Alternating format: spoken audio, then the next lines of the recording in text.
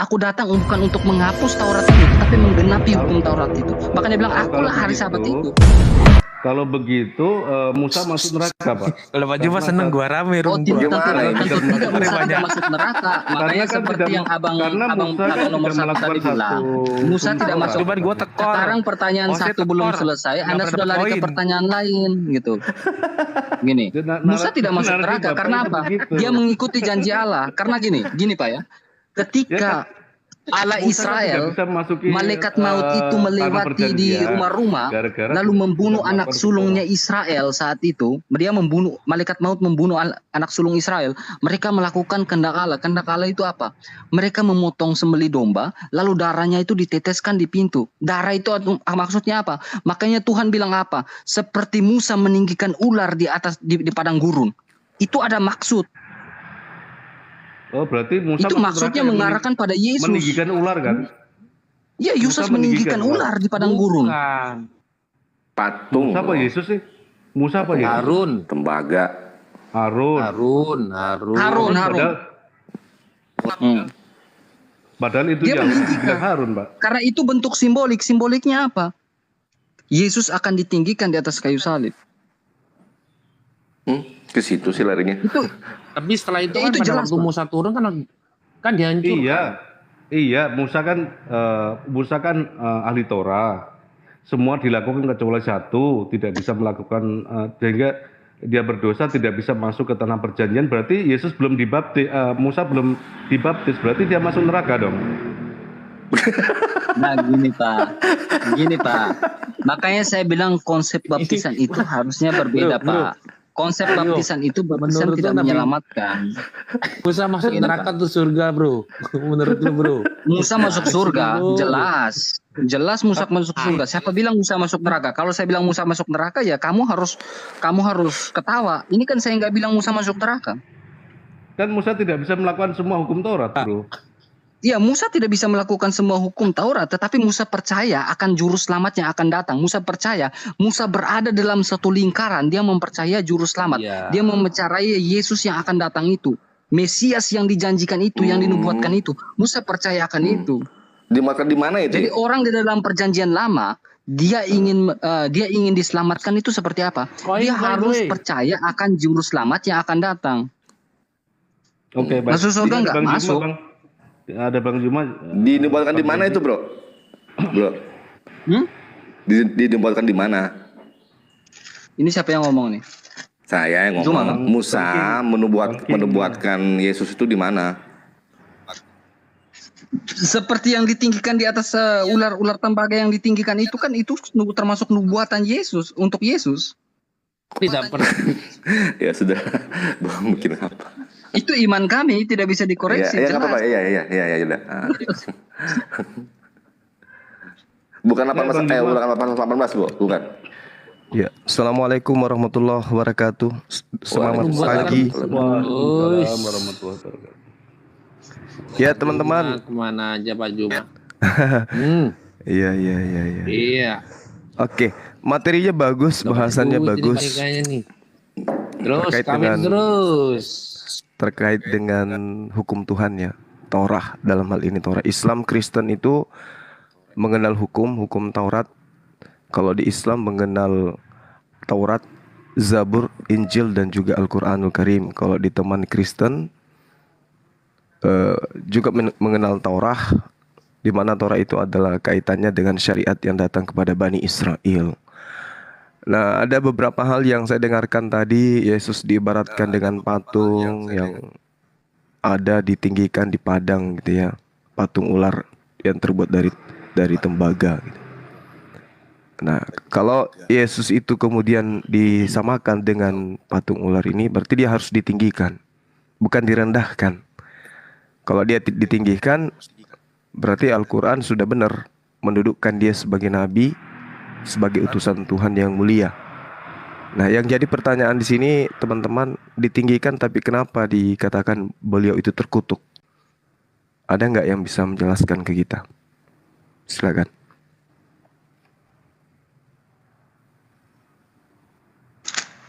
Siapa? Abang atau saya nih? Halo Bang Zuma. Ya, halo bang. Silakan, silakan. Lama tak berjumpa Bang Zuma. Akhirnya ketemu Iya di betul.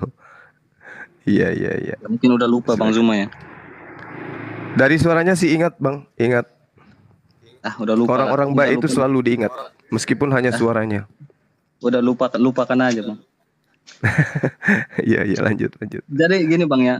Thank you Bang. Jadi kenapa Yesus itu seperti itu gimana pertanyaan Abang tadi? Saya agak lupa ini. Pikun ini. Iya, kalau di kami di Al-Qur'an, Nabi Isa, sosok manusia yang adalah nabi, adalah rasul yang datang mengajarkan hikmat, kebenaran, keselamatan kepada Bani Israel, disebutkan di dalam Al-Quran sebagai utusan Tuhan, manusia yang suci, bahkan dikatakan terkemuka di dunia, terkemuka di akhirat, sehingga dia lepas daripada hal-hal yang kemudian merendahkan derajatnya sebagai utusan Tuhan. Tapi di dalam agama saudara, disanjung, dimuliakan, dipuja dan dipuji, bahkan disembah, tetapi kedudukannya di sana sebagai manusia yang direndahkan, dihinakan, karena dia didudukan sebagai manusia yang mati secara terkutuk. Padahal kalau kita melihat daripada Ulangan 21 nomor 23, itu adalah hal yang sangat merendahkan derajat beliau. Gitu Bang. Janganlah mayatnya dibiarkan semalam-malaman pada tiang itu, tetapi haruslah engkau menguburkan pada hari itu juga. Sebab orang yang digantung terkutuk oleh Tuhan, janganlah engkau menajiskan tanah yang diberikan Tuhan kepadamu menjadi milik pusaka. Itu di ayat mana Pak? Pasal mana, ayat mana itu? Ulangan 21, 23. Ulangan 21. Iya, nomor 23.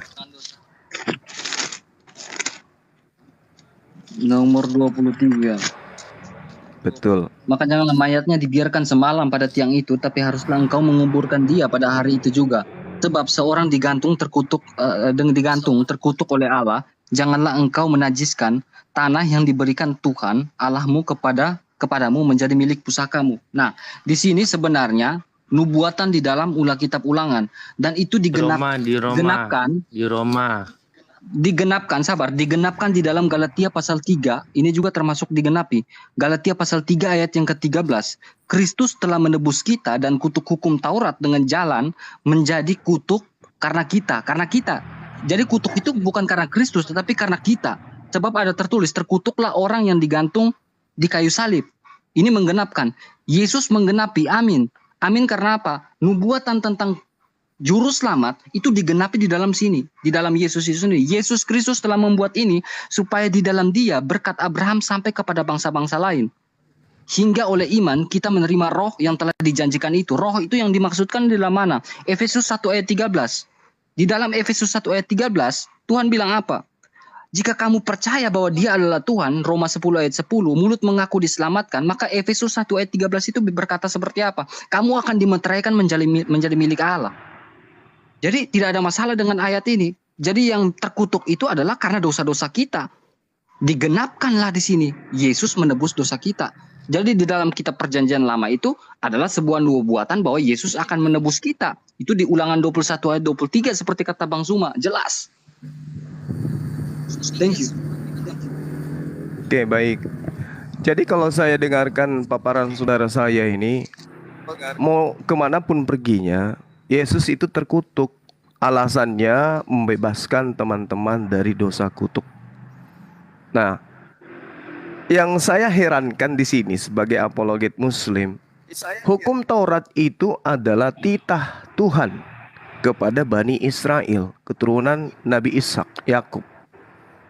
Sementara Yesus mati di atas tiang salib secara terkutuk, membatalkan hukum Taurat untuk membebaskan non-Israel. Aturan Tuhan, ketetapan Tuhan sangat jelas diterangkan di dalam kitabnya Bani Israel, bahwasanya misalnya di dalam 1 Raja-Raja 2 nomor 23, hidup menurut jalan yang ditunjukkannya. Kamu harus dengan setia terhadap kewajibanmu kepada Tuhan, dengan tetap mengikuti segala ketetapan, perintah, peraturan, ketentuannya seperti yang tertulis di dalam hukum Musa. Berarti Hukum Musa itu berlaku hanya untuk kepada Bani Israel. Orang Israel kudu tunduk patuh kepada segala ketetapan, perintah, peraturan, dan ketentuan Tuhannya. Nah, sehingga di dalam penjabaran kitab yang ada di dalam kitabnya orang Yahudi, misalnya Amsal 30 nomor 6, jangan menambahi firman Tuhan, supaya engkau tidak ditegurnya dan supaya engkau tidak dianggap sebagai pendusta. Ini peringatan kepada Bani Israel. Nah, kemudian muncul teman-teman Kristen justru menjadikan Yesus itu sebagai pembatal dari hukum Tuhan, ketetapan Tuhan, dengan alasan membebaskan Kristen dari ketetapan hukum Taurat. Sedangkan hukum Taurat itu datang bukan untuk Kristen. Kenapa pula Yesus yang mati terkutuk untuk Kristen? Jadi hubungannya di mana? Hukum yang dibatalkan itu adalah hukum untuk Bani Israel, kalaupun itu betul dibatalkan. Tapi kenapa yang Kristen yang menjadi tepuk tangan? Bisa enggak dijelaskan tuh? Hukum Taurat untuk Bani Israel, Yesus mati untuk Kristen. Itu nyambungnya di mana tuh, Bang? Coba. Maaf, Kristen itu bukan Kristen itu bukan sebuah agama ya. Kristen itu adalah sebuah cemoohan bahwa itu pengikut Kristus loh. Gitu. Jadi ketika memang orang Israel saat itu, Bani Israel, dia tidak menerima Tuhan sebagai Mesiasnya, maka Tuhan bilang adalah jadikanlah semua bangsa muridku. Jadikanlah semua bangsa muridku. Terus ada kelanjutannya. Saya kelanjutan dengan kata Bang Zuma. Bang Zuma berkata bahwa Alkitab itu tidak boleh ada yang ditambah dan yang tidak ada dikurang. Saya mengatakan bahwa Alkitab ini dari kejadian sampai Wahyu, Alkitab adalah kanon tertutup. Selesai di Pulau Patmos tahun 96 Anno Domini. Jelas tertulis. Firman Tuhan juga berkata apa? Sekalipun ada malaikat yang datang memberitakan Injil berbeda dari apa yang kami beritakan, terkutuklah dia. Rasul Yohanes juga dengan tegas mengatakan bilang apa seperti apa? Jika ada yang menambahi atau mengurangi isi Alkitab, terkutuklah dia, Maranatha. Tahun 96 Anno Domini, Alkitab selesai dan Alkitab dikatakan kanon tertutup, bukan kanon terbuka. Kalau kanon terbuka berarti di 500 tahun ke depan masih ada Al-Quran yang muncul di situ. Masih ada Mormonisme di situ. Masih ada kitab-kitab lain yang muncul. Tetapi kami bilang Alkitab itu kanon tertutup. Tahun 96 Anno Domini selesai. Tetapi kenapa masih ada nubuatan-nubuatan di tahun jangkanya begitu panjang, 500 tahun. Dan orang mengatakan bahwa mulai membicarakan tentang Yesus setelah 500 tahun itu membicarakan tentang Yesus. Di dalam Al-Quran membicarakan tentang Yesus. Saya secara logika saya berkata seperti ini. Saya lebih mempercayai ada saksi-saksi yang berada di hadapan Yesus yang berkata seperti itu. Daripada saya harus mempercayai ada kitab yang 500 tahun muncul setelah Alkitab itu jadi, saya harus mempercayai Alkitab yang 500 tahun muncul itu. Saya tidak mungkin percaya. Saksinya dari mana lagi? Jadi ngapain saya harus percaya? Saya percaya Alkitab kanon tertutup. Ya dan amin. Begitu Bang Zuma. Thank you. Oke. Saya sangat menghargai pendapat iman, saudara. Boleh aku tambahin, Bro? Cuma. Ya, silakan Bang, silakan. Biarkan saya dengan siapa Ino kan? Oh, boleh Bang, silakan. Karena kalau memang saya diskusi dengan Bang Zuma dari awal, lebih baik saya dengan Bang Zuma aja. Karena saya pengalaman dengan Bang Zuma diskusi ini, kalau sudah ada yang tambah-tambah lagi, ini saya nggak mau lagi gitu. Serius, itu kami pernah diskusi di YouTube dulu ini. Saya nggak mau ada yang tambah-tambah, jadi cukup satu orang aja. Baik, makasih. Ya, mohon maaf ya, Bang Kendi. Jadi gini Bang, saya menghargai itu iman Anda, itu iman. Iman yang didasari iman yang didasari dengan kecintaan terhadap doktrin dan dogma, tidak berdasar terhadap Torah itu sendiri. Al-Quran menjelaskan Bismillahirrahmanirrahim. Ini saya harus menggunakan Quran supaya dua ajaran yang relevansinya sangat jelas. Hukum Torah itu berlaku kepada Bani Israel dan mereka harus megang teguh. Bismillahirrahmanirrahim. Qala ya Musa innistafaituka 'alan nasi birisalati wa bikalami fakhus ma'ataituka wa kum minasyakirin. Allah berfirman, wahai Musa, Sesungguhnya aku memilih melebihkan engkau dari manusia yang lain pada masamu untuk membawa risalah dan firmanku. Sebab itu berpegang teguhlah kepada apa yang aku berikan kepadamu, dan engkau termasuk orang-orang yang bersyukur. Jadi Nabi Musa alaihissalam diminta oleh Allah untuk berpegang teguh kepada syariat yang dibawa. Apakah hanya kepada Nabi Musa? Tidak. Allah memerintahkan Nabi Musa untuk menyampaikan firman Torah itu kepada umatnya, agar umatnya juga berpegang teguh. Jadi Nabi Musa dan juga umatnya sama-sama diperintahkan untuk berpegang teguh kepada hukum Taurat. Di dalam ayat 145 dalam surah Al-A'raf jelas dikatakan, wa katabna lahu fil alwah min kulli syai' mau'izatan wa tafsila likulli syai'. Nah, terus perintahnya apa? Fahusha biquwwati wa murqaumaka yahzu bi ahsaniha. Perintahnya untuk berpegang teguh. Berpegang teguhlah kepadanya dan suruhlah kaummu berpegang teguh kepadanya dengan sebaik-baiknya. Aku akan memperlihatkan kepadamu negeri orang-orang yang fasik. Saurikum daral fasikin. Nah, kalau di dalam pengajaran yang ada di dalam kitab yang saudara gunakan, Ulangan 11 atau Ulangan 30 nomor 11. Sebab perintah ini yang kusampaikan kepadamu pada hari ini tidaklah terlalu sukar bagimu dan tidak pula terlalu jauh. Orang Yahudi mampu melakukan hukum Taurat. Sedangkan Tuhan mengajarkan bahwasanya ajaran Tauratnya, hukum-hukum ketetapannya itu harus dilangsungkan. Karena Allah itu pencemburu. Bilangan 25 nomor 11. Pinehas, anak Eleazar, anak Iman Harun, telah menyurutkan murkaku daripada orang Israel. Oleh karena itu, dia begitu giat membela kehormatanku di tengah-tengah mereka, sehingga tidaklah kuhabisi orang Israel dalam cemburuku. Kemudian dikatakan dalam Hakim-Hakim 5 nomor 23. Kutukilah kota Meros, firman malaikat Tuhan. Kutukilah habis-habisan penduduknya, karena mereka tidak datang membantu Tuhan sebagai pahlawan. Jadi orang yang kemudian tidak membantu Tuhan, dalam arti kata tidak melaksanakan ketetapan Tuhan dan tidak mengajarkan kepada orang lain, maka itu sama halnya tidak membantu Tuhan. Makanya Yesus dalam Matius 5 nomor 19. It's the point aja. Iya, makanya Matius 5 nomor 19, orang yang tidak menjalankan hukum Taurat, apalagi mengajarkan kepada orang lain, maka dia menempati tempat terendah di dalam kerajaan langit. Oleh karena itulah kemudian kenapa Yesus justru membatalkan hukum Tuhan. Dalam arti kata, kenapa Yesus membiarkan orang-orang Kristen ini masuk ke dalam neraka. Gitu bang. Karena Yesus sendiri mengakui kan, barang siapa yang menghilangkan setitik dari hukum Taurat dan mengajarkan kepada orang lain, maka dia akan menempati tempat terendah di dalam kerajaan surga.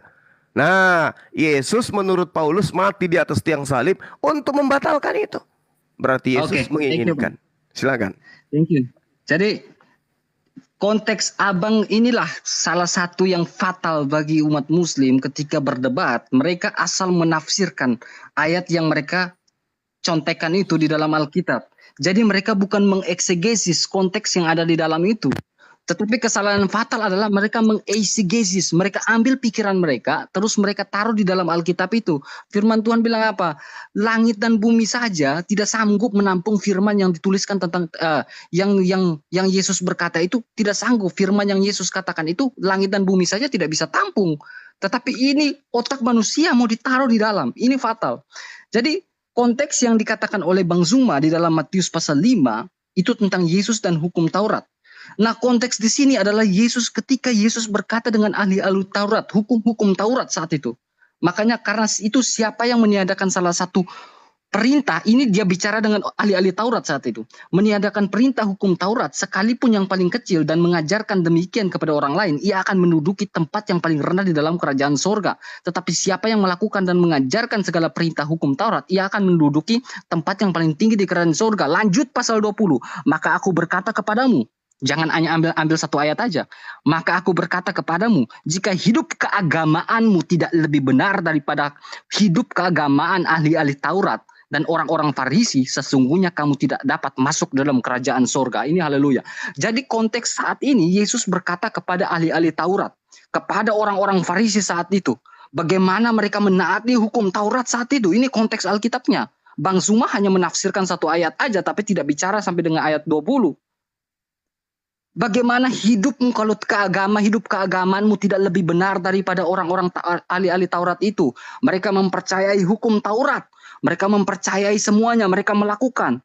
Kalau mereka tidak bisa menggenapi atau melengkapi semuanya, menjalankan hukum Taurat itu, kamu tidak dapat masuk kerajaan sorga. Apakah bisa manusia menjalankan semua hukum Taurat sementara manusia ini masih berkecimpung di dalam dosa? Tidak bisa. Itu hanya sebuah ketentuan. Taurat itu adalah bentuk jamak itu. Taurat, hukum-hukum. Sementara Torah itu adalah bentuk singular. Nah, maka dari itu Yesus berkata, hukum yang paling penting, akulah Tuhan dia bilang, akulah Tuhan atas hari Sabat. Yesus mengatakan bahwa dialah yang atas hari Sabat itu. Berarti dia yang membuat itu semua hukum itu. Itu jelas. Dan Yesus berkata hukum yang lain hukum tidak penting. Hukum yang paling penting itu hukum kasih. Kasihilah sesamamu manusia. Kasihilah Tuhan Allahmu. Jika engkau pipi kananmu ditampar, berikan juga pipi kirimu. Itu hukum kasih. Tidak ada yang bisa melakukan itu semua. Hukum Taurat itu tidak ada yang bisa melakukan. Siapa yang bisa melakukan hukum Taurat? Bahkan satu iota pun tidak ada yang bisa melakukan. Ini gambarannya yang cukup jelas. Bahkan ahli-ahli Taurat saja Tuhan bilang tidak bisa. Orang-orang Farisi tidak bisa. Tidak bisa masuk dalam kerajaan sorga. Lanjut di ayat 20. Jadi saya ingin katakan kepada umat muslim bahwa jangan hanya menafsirkan satu ayat saja. Tetapi lihat di ayat ke bawahnya. Fatalnya adalah mereka menafsirkan, mengeksegesis ayat itu. Mengambil otaknya, persepsinya, penafsirannya. Lalu buang di dalam Alkitab tanpa mengeksegesis atau membaca ayat-ayat selanjutnya. Ini fatal. Jadi bantahan, tuduhan yang dikatakan oleh Pak Zuma, Ustadz Zuma ini, saya katakan ini konyol sekali karena tidak membaca ayat selanjutnya, gitu. Jadi orang Kristen tetap teguh di dalam Kristus. Kita percaya akan perintah Tuhan seperti apa, Allah kita seperti apa, jelas tertulis di dalam Alkitab. Jadi jangan, untuk Pak Zuma, jangan hanya menafsirkan satu ayat. Lihat ayat ke bawahnya Pak Zuma. Thank you Pak Zuma. Baik, saudara saya ya. Anda sekarang udah pede mengatakan bahwa hidup setelah ahli Taurat itu adalah hidup dalam agama yang lebih baik. Barusan Anda mengatakan bahwasanya Kristen itu bukan agama. Berarti ajaran Kristen tidak bisa dijadikan sebagai pijakan lebih baik daripada agama ahli Taurat. Oke, kita kaji Matius 5 nomor 20. Jika hidup keberagamaanmu tidak lebih baik dari ahli Taurat, engkau tidak akan masuk dalam kerajaan surga. Itu intinya. Berarti ada agama yang harus lebih baik, yang lebih sempurna. Apa tolak ukurnya? Mari kita lihat pernyataan Yesus. Jadi kita nggak menafsir buta. Di dalam Matius 23 kita lihat. Ahli-ahli Taurat dan orang-orang Farisi telah menduduki kursi Musa. Sebab itu turutilah dan lakukanlah segala sesuatu yang mereka ajarkan kepadamu. Apa itu? Hukum Taurat. Apa perintah Yesus? Ikuti. Ikuti perintah yang ada di dalam hukum Taurat.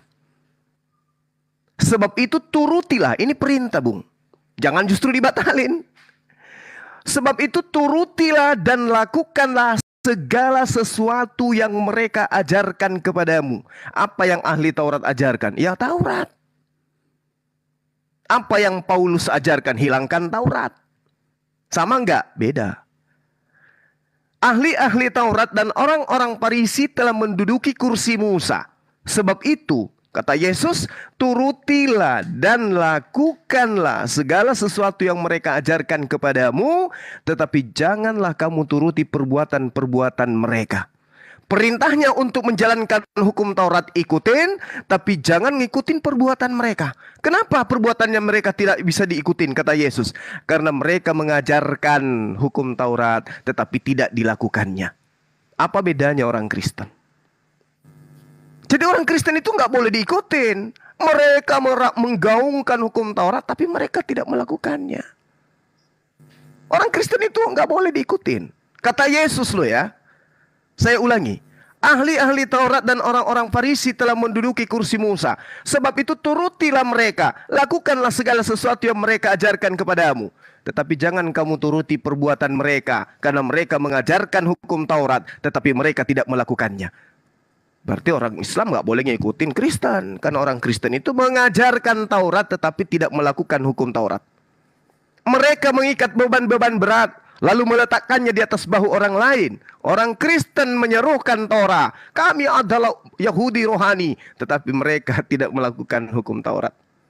Jadi hidup keberagamaan yang lebih baik setelahnya adalah orang yang menjalankan, mendengarkan, mentaati perintah Tuhan dan juga mempraktekkan di dalam kehidupan keberagamaannya.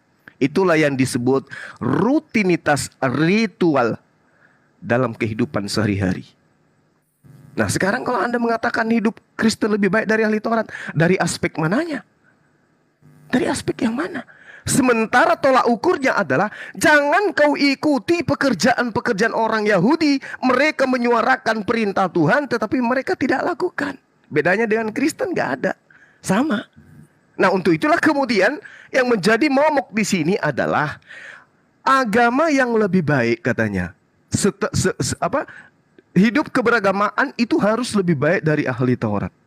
Tetapi yang terjadi adalah sahabat-sahabat saya yang saya kasih Kristen mengambil Yesus melalui pengajaran Paulus, mati di atas tiang salib dengan cara terkutuk untuk membebaskan orang Kristen dari ketetapan-ketetapan yang menjadi sandaran menentukan orang baik dan benar menurut Yesus. Dengan matinya Yesus di atas tiang salib, Dia telah membatalkan hukum Taurat dengan segala ketetapan yang ada di dalamnya. Efesus 2 nomor 15. Bukan Pak Zuma, minta maaf saya potong. Ini bukan kita lagi sholawat atau debat ini Pak ya. Bukan sholawat ya Pak. Kita lagi berdebat. Jadi langsung ya, saya tidak bersalawat Bung. Saya tidak bersalawat. Jadi kalau paparan saya itu menampar otak Anda, mohon maaf. Saya hanya menjabarkan kebenaran. Jadi gini, silakan. Kita AdSense the point aja. Supaya kita tidak menunggu atau gak enak juga kan kalau kita motong gitu kan. Gitu. Begini. Saya tadi ya, saya tertarik mendengar perkataan Zuma saja sih dari tadi ya. Jadi Zuma berkata tentang Taurat, Kristen itu tidak melakukan hukum Taurat. Pertanyaan saya kita balikkan, apakah Islam melakukan perintah Taurat? Jawab. 10 perintah Tuhan. Janganlah engkau menyebut nama Tuhan Allahmu dengan sembarangan, apalah mengganti dengan Allah SWT. Jelas. Saya jawab. Janganlah engkau mengambil istri milik sesamamu. Ini anak SD dalam Islam aja bisa jawab kalau yang ini. Iya, bagaimana? Karena begini Bang Zuma, karena di dalam surah An-Naml 91, baginda Muhammad itu hanya disuruh menyembah Tuhan negeri ini dalam kurung Mekah. Tidak disuruh menyembah YHWH atau Allah. Apakah Mekah itu bukan wilayah kekuasaan Allah Abraham? Pertanyaannya, enggak, saya tanya dulu. Apakah Tuhannya Abraham, Tuhannya Musa hanya Tuhan bagi area Israel saja? Tanah Kanaan saja. Tuhannya segala yang ada di dunia ini, Bang. Oke, berarti Tuhannya Musa juga adalah Tuhannya negeri Mekah, betul atau tidak? Dari tadi saya dengarkan. Ayo saudaraku, kita gunakan akal. Apakah negeri Mekah itu Tuhannya adalah Tuhan yang diperkenalkan Musa, atau Tuhannya Musa itu hanya Tuhan bagi tanah Kanaan? Jawab. Saya jawab, Abang ini ya. Oke. Ya. Digantiin ya Bang, karena tadi saya nggak ada mau. Silakan. Jadi begini, di dalam perjanjian lama Nabi Musa itu menyembah Yod-Ve-Vav, tidak menyembah Tuhannya negeri Mekah. Oke, berarti Yod-Ve-Vav bukan Tuhannya negeri Mekah, betul? Saya boleh terangkan Bang, biar enggak. Kita menggunakan insting logika sebagai makhluk yang termulia, manusia. Saya tanya, Yod-Ve-Vav itu apakah Tuhan bagi negeri Mekah atau bukan? Tolong jawab. Baik, saya boleh jelaskan, tapi jangan dipotong dulu Bang, biar kita nggak miskomunikasi. Jangan mengaku menjelaskan, tetapi mengaburkan gitu loh. Cuma kamu bicara tadi didengarin loh. Silakan Ino. Jangan dipotong. Semua bicara tadi itu hampir berapa menit loh? 15 menit, 10 menit saya enggak pernah potong. Kalau bisa atur timer, Atur Ya, timer nggak apa-apa. send Saya the lawan point aja. 1 lawan 5 nggak masalah. Silakan atur timernya, nggak masalah. Send the point aja Bang Zuma. Atur Di sini timer kan aja. ada 698. Saya baru tahu kalau Tuhannya Musa itu bukan Tuhan bagi negeri Mekah. Ya, baik. Nah, iya, iya. Gantian aja pakai timer.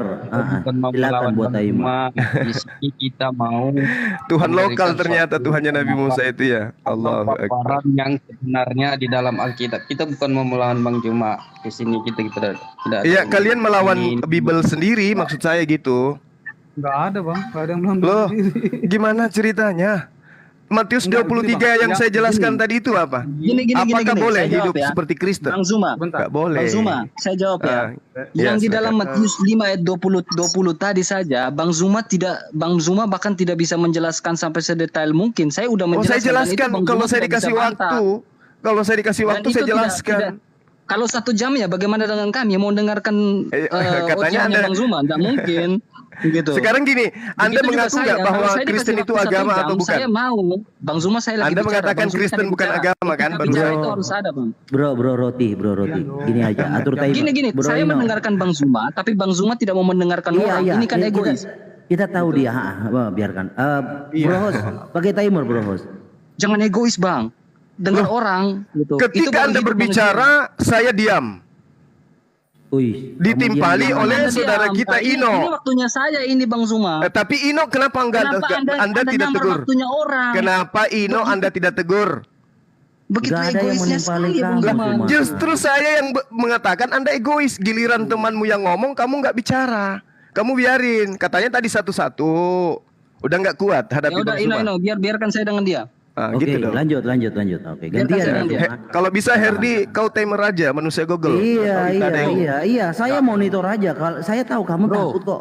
Lanjut. Takut sama siapa? Google. Dosa. Takut sama Google. Enggak sebentar Pak Cuma. Pak Cuma. Enggak Herdi, usah pakai Herdi. timer, ribet banget pakai timer. Gak Mending boleh, kita- gak boleh. Sama Zuma ini harus pakai timer karena saya pernah berdebat dengan Betul. dia di live di YouTube. Betul, Ini betul. fatal ini. Orang Biar ini nanti saya ngomong gulung terus. satu-satu. Enggak, Ya. gini aja bro. Kasih yang Herdi pakai timer mic supaya ada capek. gunanya dia. supaya dia akan Herdi ngomong berfungsi Timer gitu. capek. Bro Candy, naikkan akun Daripada saya yang habiskan tadi lah yang kota pertama. Google aja dia. Bentar Bang. Naikkan akun Iya, saya yang silakan. pertama tadi, saya rek. Nanti itu bisa buat timer. Kalau yang ini nggak bisa, Bro. Tadi karena lobby maka saya tukar. Ya, Iya. saya keluar ya biar saya naik. Biar saya jadi timernya. Iya, silakan. Herdi timer bagus daripada nggak berfungsi dia. Udah Zuma, bilang aja kamu takut. Takut sama Google? Nggak mungkin. Takut sama Herdi nggak mungkin, ilmu nggak ada. Takut sama Google nggak mungkin. Ini baru. Pak Vivo, kenapa Pak Vivo mau bicara apa Pak? Saya sama Bang Zuma Herdi. ini 3 tahun lalu pernah berdebat keras ini di YouTube ini. Jadi biarkan kami berdua dan pakai timer. Kalau tidak dia ngomong terus. Ya silakan Herdi, siapkan timer Her. Berat Bang Juma udah datang, Bang Vivo. Saya turun aja di bawah Bang Juma. Itu pelawak bagi saya. Pipo itu pelawak. Pak Pipo, saya tantang dulu si Juma ini. Bisa Tantang saya lagi kan? Nah, tengoklah. tantang. Bang, kita harus Host, dikondisikan roomnya Bang Boru, host. permisi Bang Boru. Kita juga harus etis. Ini bukan saya dengan Bang Zuma ini.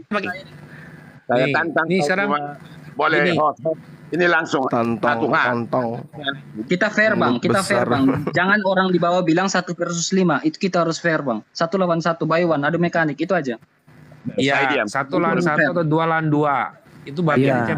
Iya, Pipo jualan cendol aja, bikin Gimana? kopi di sini, Bang Pipo. Oke. ya, anak kecil Kita harus fair, yang kita harus fair.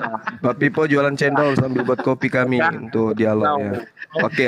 Bang Vivo. Ya, gini aja Bang Vivo-nya. Ampunilah mereka Bapak karena mereka tidak tahu. Ini aku udah bisa timer nih. Ayo, Ya, ayo. silakan. Yang saya Anda tanya. duluan narasikan supaya saya ikuti. Anda mau Ini cari mau pelampung 1 lawan di 1 mana, apa 2 silakan. lawan 2 nih? Saya sendiri lawan semuanya di sini juga boleh, Bang. Enggak apa-apa. Tapi Enggak biar enak. Biar Anda masuk Anda aja. cukup dengan saya aja Juma. Dom, Oke. Anda cukup dengan saya aja. Mau ngalahin Oke. kiamat. Karena gini ya Bang Juma. Karena yang lain ada Saya ilmunya. tidak Oke, akan- lanjut. Saya tidak akan membenarkan Alkitab lalu saya mengambil referensi dari kitabmu, saya tidak akan pernah, karena itu bagi saya itu bukan firman dari Allah. Saya kan udah jelaskan Untuk membuktikan kepalsuan itu, ambil yang palsu itu untuk kita uraikan, kan gitu. Sederhana kok itu. Jadi ngapain saya harus mengikuti arahan Anda? Saya harus membaca Al-Quran. Gak mau saya, gitu. Saya yang menjelaskan Quran karena saya yang tahu. Gak ada yang tahu Al-Quran di sini. Nah, cuman saya berarti kalau Anda menjelaskan tentang Alkitab, berarti saya yang tahu soal Alkitab. Alkitab yang Anda maksud itu cuman Bible, bahasa manusia bukan firman Tuhan. Udah. Itu hanya perkataan manusia. Aku moderator ya. Sebentar. Itu hanya terjemahan, entah dari mana asalnya. Jadi silakan narasi dulu Bang Zuma. Anda duluan. Oke, baik. Bicara soal apa ini? Enggak usah terlalu panjang, Bang. Pusing abang kita ini kalau saya uraikan terlalu panjang, pusing dia nanti. Itu berapa menit? Ini topiknya apa? 3 menit aja, 3 menit aja. Topiknya apa? Topiknya itu tadi, Taurat itu adalah firman Tuhan, ketetapan Tuhan yang datang kepada Bani Israel sebagai ajaran kasih. Versus ajaran Kristen yang mengatakan Taurat itu adalah kutukan. Sampai Yesus Tuhan kalian itu harus mati secara terkutuk di atas tiang salib. Pak Pipo bicara ini nggak ngerti dia ini. Udah jualan cendol aja Pak Pipo, jualan cendol. Pak Pipo, saya mohon kerjasamanya. Oke, sebentar. Saya sebagai moderator sini, sebentar. Pak Pipo, mohon kerjasamanya jangan diganggu antara Bang Zuma dan Pak Roti, Bang Roti ya, biar enak, biar kesana kita tidak gimana gitu. Silakan, yang mulai duluan. Oke, begini aja supaya saya keluar. Ini anak ini saya tantang ini memang, dari dulu saya tantang ini kalau diskusi bagi Pak Pipo. Enggak gini aja nanti, kalau ada nanti waktu yang baik, dengar dulu. Waktumu kalau kamu tahan 30 menit aja saya kasih waktumu kalau tahan sama saya nanti ya. Oke, saya akan keluar. Iya bang. Gak usah lama-lama. Karena begini, tapi ingat, kalau manapun di komal manapun, pada akhirnya nanti komal itu akan dimanage karena berhubungan dengan saya. Karena kamu harus amburadul, maka kamu harus barbar dan saya akan barbar melawan Anda nanti. Oke? Kok jadi barbar? Saya akan turun.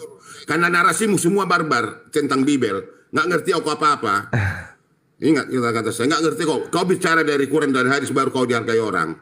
Baru saya hargai kau, oke? Lanjut host, saya akan keluar kalau begitu. Di sini aja, Bang Pipo di sini aja Bang Pipo. Jadi saksi. Diam kau, jangan yang kau ngatur. Diam kau, jangan kau yang ngatur orang. Atur dirimu.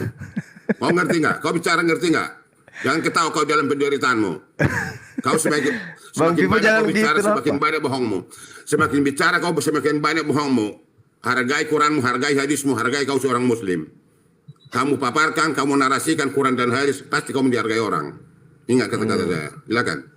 Baik Bang Pipo. Jaga kesehatan Bang ya. Diam kau. Kau anak kecil. Udah Bang Pipo sudah mau dimulai ini Bang. Ya Allah, ampunilah mereka sebab mereka tidak tahu apa yang mereka berbuat. Cuma gimana sih? Oke, lanjut. Saya akan itu baik host. Bang Pipo kita didoakan loh. Silakan Bang Zuma narasikan di Matius pasal 5 ayat 21 tadi. Dan ya paling kurang satu pertanyaan aja lah Bang Zuma. Enggak gitu Bang. Enggak gitu.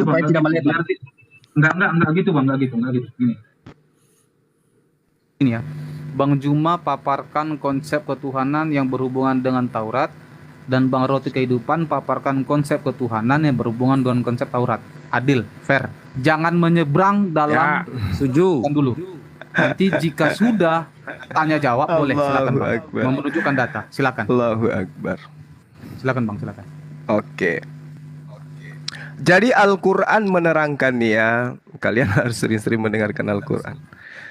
Dalam surah Al-A'raf ayat 145, jelas diterangkan di sana, Fahuz ha bikuwatin wa murkau maka ya khuzu bi ahsaniha. Ya.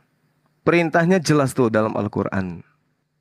Bahwa Nabi Musa diperintahkan untuk mengajarkan kaumnya untuk berpegang teguh kepada hukum Tuhan, yaitu Taurat. Titik. Al-Quran yang menjelaskan itu. Nabi Musa pun dituntut untuk kemudian mengajarkan hal yang sama. Qala ya Musa innistafaituka 'alan nasi birisalati bikalami. Itu perintahnya. Sesungguhnya aku memilih engkau dari manusia yang lain untuk membawa risalahku dan firmanku, Taurat. Sebab itu berpegang teguhlah kepada apa yang kuberikan kepadamu, dan hendaklah engkau termasuk orang-orang yang bersyukur. Jadi di Islam, Taurat itu adalah syariat, ketetapan, hukum-hukum, ketentuan, aturan Tuhan yang harus dilakoni oleh kaumnya Nabi Musa. Titik. Final di situ ya. Lalu kemudian Al-Quran menjelaskan, ya, Nabi Isa alaihissalam itu datang kemudian menghalalkan kepada Bani Israel sebagian yang diharamkan kepada mereka. Wa musaddiqan lima baina yaday minat Torah wa liuhilla lakum ba'dal ladina hurrima alaikum. Jadi dia datang untuk menghalalkan sebagian yang diharamkan kepada Bani Israel. Nah, sekarang yang jadi permasalahan adalah ketika Al-Quran menerangkan Nabi Isa itu datang sebagai makhluk yang suci, makhluk yang mulia, makhluk yang terkemuka di atas dunia dan di akhirat. Di kitab Anda justru dikatakan dia manusia terkutuk. Permasalahannya itu di situ. Kenapa Anda menjadikan Nabi Tuhan ini sebagai makhluk terkutuk? Demi untuk ego kalian.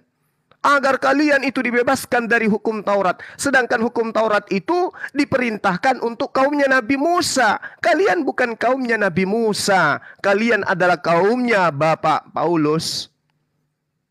Poinnya di situ.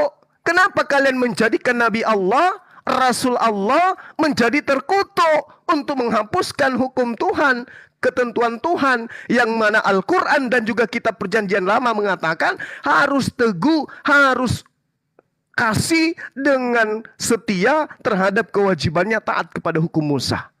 Kenapa dan mengapa dia terkutuk? Silakan. Oke, thank you Bang Zuma. Jadi seperti yang saya katakan tadi, Bang Zuma ini hanya menyampaikan satu ayat saja, tapi tidak membaca ayat lain. Itu parahnya umat muslim adalah ketika mereka ingin mencobai agama kekristenan, mereka hanya menaruh satu ayat saja. Dan saya ingin katakan gini, bahwa sebelum Yesus mencekal orang-orang Farisi yang berada di dalam hukum Taurat, yang berada dalam hukum Taurat dan menjalankan hukum Taurat, Yesus berkata seperti ayat yang Bang Zuma kontekskan di dalam Matius pasal 5, Yesus menjelaskan tentang berbahagialah orang yang miskin di hadapan Allah, berbahagialah orang yang berduka cita karena mereka telah dihibur, berbahagialah orang yang lembut. Yesus mengajarkan tentang kasih yang luar biasa di khotbah di bukit itu. Berbahagialah orang yang dianiaya karena kebenaran. Dan setelah itu Yesus mengajarkan kepada orang-orang ahli-ahli Taurat dan orang-orang Farisi, aku berkata kepadamu, jika hidup keagamaanmu tidak lebih benar daripada ahli-ahli Taurat dan orang-orang Farisi, sesungguhnya kamu tidak masuk dalam kerajaan surga. Kamu telah mendengar yang difirmankan kepada nenek moyang kita, jangan membunuh. Siapa yang membunuh harus dihukum. Tetapi aku berkata kepadamu, setiap orang yang marah terhadap saudaranya harus dihukum. Siapa yang berkata kepada saudaranya kafir harus dihadapkan ke mahkamah agama. Dan siapa yang berkata jahil harus diserahkan ke dalam neraka yang menyala-nyala. Nah, orang yang berkata selalu mengatakan kafir ini adalah orang-orang yang ahli-ahli Taurat dan orang-orang Farisi. Mereka itu harus dihadapkan di mahkamah agama. Dan kenapa kami begitu percaya bahwa Yesus itu mengajarkan hukum kasih? Yesus tidak menghapus Taurat itu sendiri atau melenyapkan hukum Taurat. Tidak, Yesus menggenapkan hukum Taurat itu sendiri. Makanya pertanyaan Bang Zuma adalah, saya langsung pada konteksnya adalah, di dalam Galatia pasal 13, Kristus telah menebus kita dari kutuk hukum Taurat dengan jalan menjadi kutuk karena kita dia menjadi kutuk, sebab ada tertulis, terkutuklah orang yang digantung di atas kayu salib, sesuai dengan konteks Ulangan 21 ayat 23. Yesus Kristus telah, ayat lanjutnya, Yesus Kristus telah membuat ini supaya di dalam Dia berkat Abraham sampai kepada bangsa-bangsa lain. Berkat apa sini? Iman, menerima roh itu. Ketika orang mengaku dengan mulut bahwa Yesus adalah Tuhan, maka di dalam Efesus 1 ayat 13 kamu akan dimeteraikan oleh Roh Kudus. Jadi jelas tidak ada masalah dalam ayat ini. Jadi untuk apa saya harus mendengarkan Bang Zuma berbicara dengan di dalam Al-Quran? Tidak ada gunanya, karena saya tidak mempercayai Al-Quran sebagai firman dari Allah. Yang saya percaya Alkitab kanun tertutup, Kejadian sampai Wahyu, selesai. 500 tahun muncul Al-Quran. Pertanyaan saya, ngapain saya harus percaya pada Al-Quran? Jadi jelas di sini Yesus tidak meniadakan hukum Taurat, tapi dia menggenapi akulah Tuhan atas hari Sabat itu. Bang Zuma mengatakan terkutuk. Dari kemarin mengatakan terkutuk digantung di atas kayu salib. Tetapi di sini Bang Zuma tidak membaca ayat yang selanjutnya. Ini fatalnya ke orang dalam Islam itu. Mau mencobai tapi tidak membaca ayat-ayat selanjutnya. Thank you. Oke, jadi saat ini sesi tanya jawab. Silakan yang ingin sesi tanya jawab.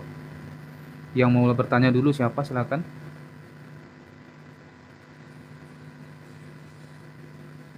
Gini, saya yang bertanya dulu, Bang Zuma ya. Gini, saya tentunya akan lebih percaya kepada nabi-nabi yang garis keturunannya jelas. Kenapa saya mengatakan saya lebih mempercayai garis keturunannya jelas? Tertulis jelas di dalam Alkitab. Kalau garis keturunannya Ismail, berarti saya akan mempercayai nabi-nabi dari garis keturunannya dari Ismail. Tetapi garis keturunan yang saya percaya nabi-nabi itu di dalam Matius pasal 1. Dasar dari sebuah kekristenan itu dalam Matius pasal 1. Garis keturunannya jelas. Itu dari Ishak. Berarti yang dipersembahkan saat itu adalah Ishak yang menjalankan hukum Taurat dan tongkat estafet sampai pada penggenapan Yesus itu datang dan menggenapi hukum Taurat itu adalah saya harus mempercayai Alkitab dan bukan Al-Quran. Nabi-nabi yang tertulis di dalam Alkitab, bukan di dalam Al-Quran. Jadi ngapain saya harus dengar Al-Quran? Jadi Anda bisa menjelaskan. Kalau saya akan mempercayai hukum Anda, ini pertanyaannya. Saya akan mempercayai Al-Quran kalau Anda bisa menjelaskan yang dipersembahkan itu adalah Ismail. Baru saya akan mempercayai hukum Taurat yang dalam Al-Quran Anda. Begitu. Bang Zum. Oke. Bang Zuma, monitor. Iya, baik. Oke ya. Jadi pertanyaannya itu, Anda akan percaya kepada Nabi, Rasul yang silsilahnya jelas. Ini Bang Zuma menjawabnya berapa menit Bang? 5 menit atau 3 menit? 5 menit karena ditanya kan. Beliau nanti juga iya. 5 menit gitu. Oh iya Bang, oke silakan. Iya. Oke. Baik, terima kasih. Yang pertama, Rasulullah Muhammad SAW itu berkata di dalam pengajarannya kepada para sahabatnya, Innallaha astafa Kinanah min waladi Ismail, dan seterusnya. Sesungguhnya Allah memilih Kinanah dari keturunan Ismail, memilih Quraisy dari keturunan Kinanah, memilih Hashim dari keturunan Quraisy, dan memilihku dari keturunan Bani Hashim. Rasulullah memberitakan tentang nasabnya beliau. Sesungguhnya Allah memilih dari keturunan Ibrahim adalah Ismail, Kinanah dari Bani Ismail, dia pilih Quraisy dari Bani Kinanah, dia memilih Bani Hashim dan Quraisy, dan dipilihnya aku Rasulullah SAW dari Bani Hashim. Nah, kalau kemudian kita melihat dari sabda Rasulullah Muhammad SAW, aku diutus dari keturunan Bani Adam yang terbaik pada setiap kurunnya, pada setiap masanya, hingga sampai pada kurun di mana aku dilahirkan. Itu Rasulullah Muhammad SAW yang menguraikan itu. Kalau saya sebutkan kemudian apa yang diuraikan di dalam kitab Sirah Nabawiyah, waktu saya tidak akan habis untuk menjelaskan nasab atau silsilah beliau. Bahkan sampai Nabi Adam pun di Sirah Nabawiyah itu lengkap. Ya. Jadi kalau berbicara mengenai Anda tidak percaya, kami tidak punya kewajiban kemudian untuk Anda percaya. Kebenaran itu datang dari Allah. Barang siapa yang beriman silakan beriman, yang mau kufur ingkar silakan ingkar. Tidak ada paksaan dalam Islam. La ikraha fiddin. Permasalahannya sekarang adalah kita berbicara tentang Nabiullah yang datang kepada Bani Israel, yang dalam bahasa Ibrani disebut Yesua, dalam bahasa Aram disebut Isa, dalam bahasa Arab disebut Isa. Yesus ini entah dari mana. Ya. Nah, kalau kemudian Anda berbicara mengenai hukum Tuhan, di awal tadi saya sudah menjelaskan Al-Quran. Nabi Musa alaihissalam diutus kepada Bani Israel membawa ketetapan, membawa hukum-hukum, membawa ketentuan, aturan main Tuhan yang harus berlaku kepada Nabi Musa dan juga kaumnya. Finalnya di situ. Nah, di dalam kitabnya orang-orang Yahudi pun sama. Mereka dituntut kemudian untuk menjalankan aturan Tuhan. Tidak boleh dibatalin.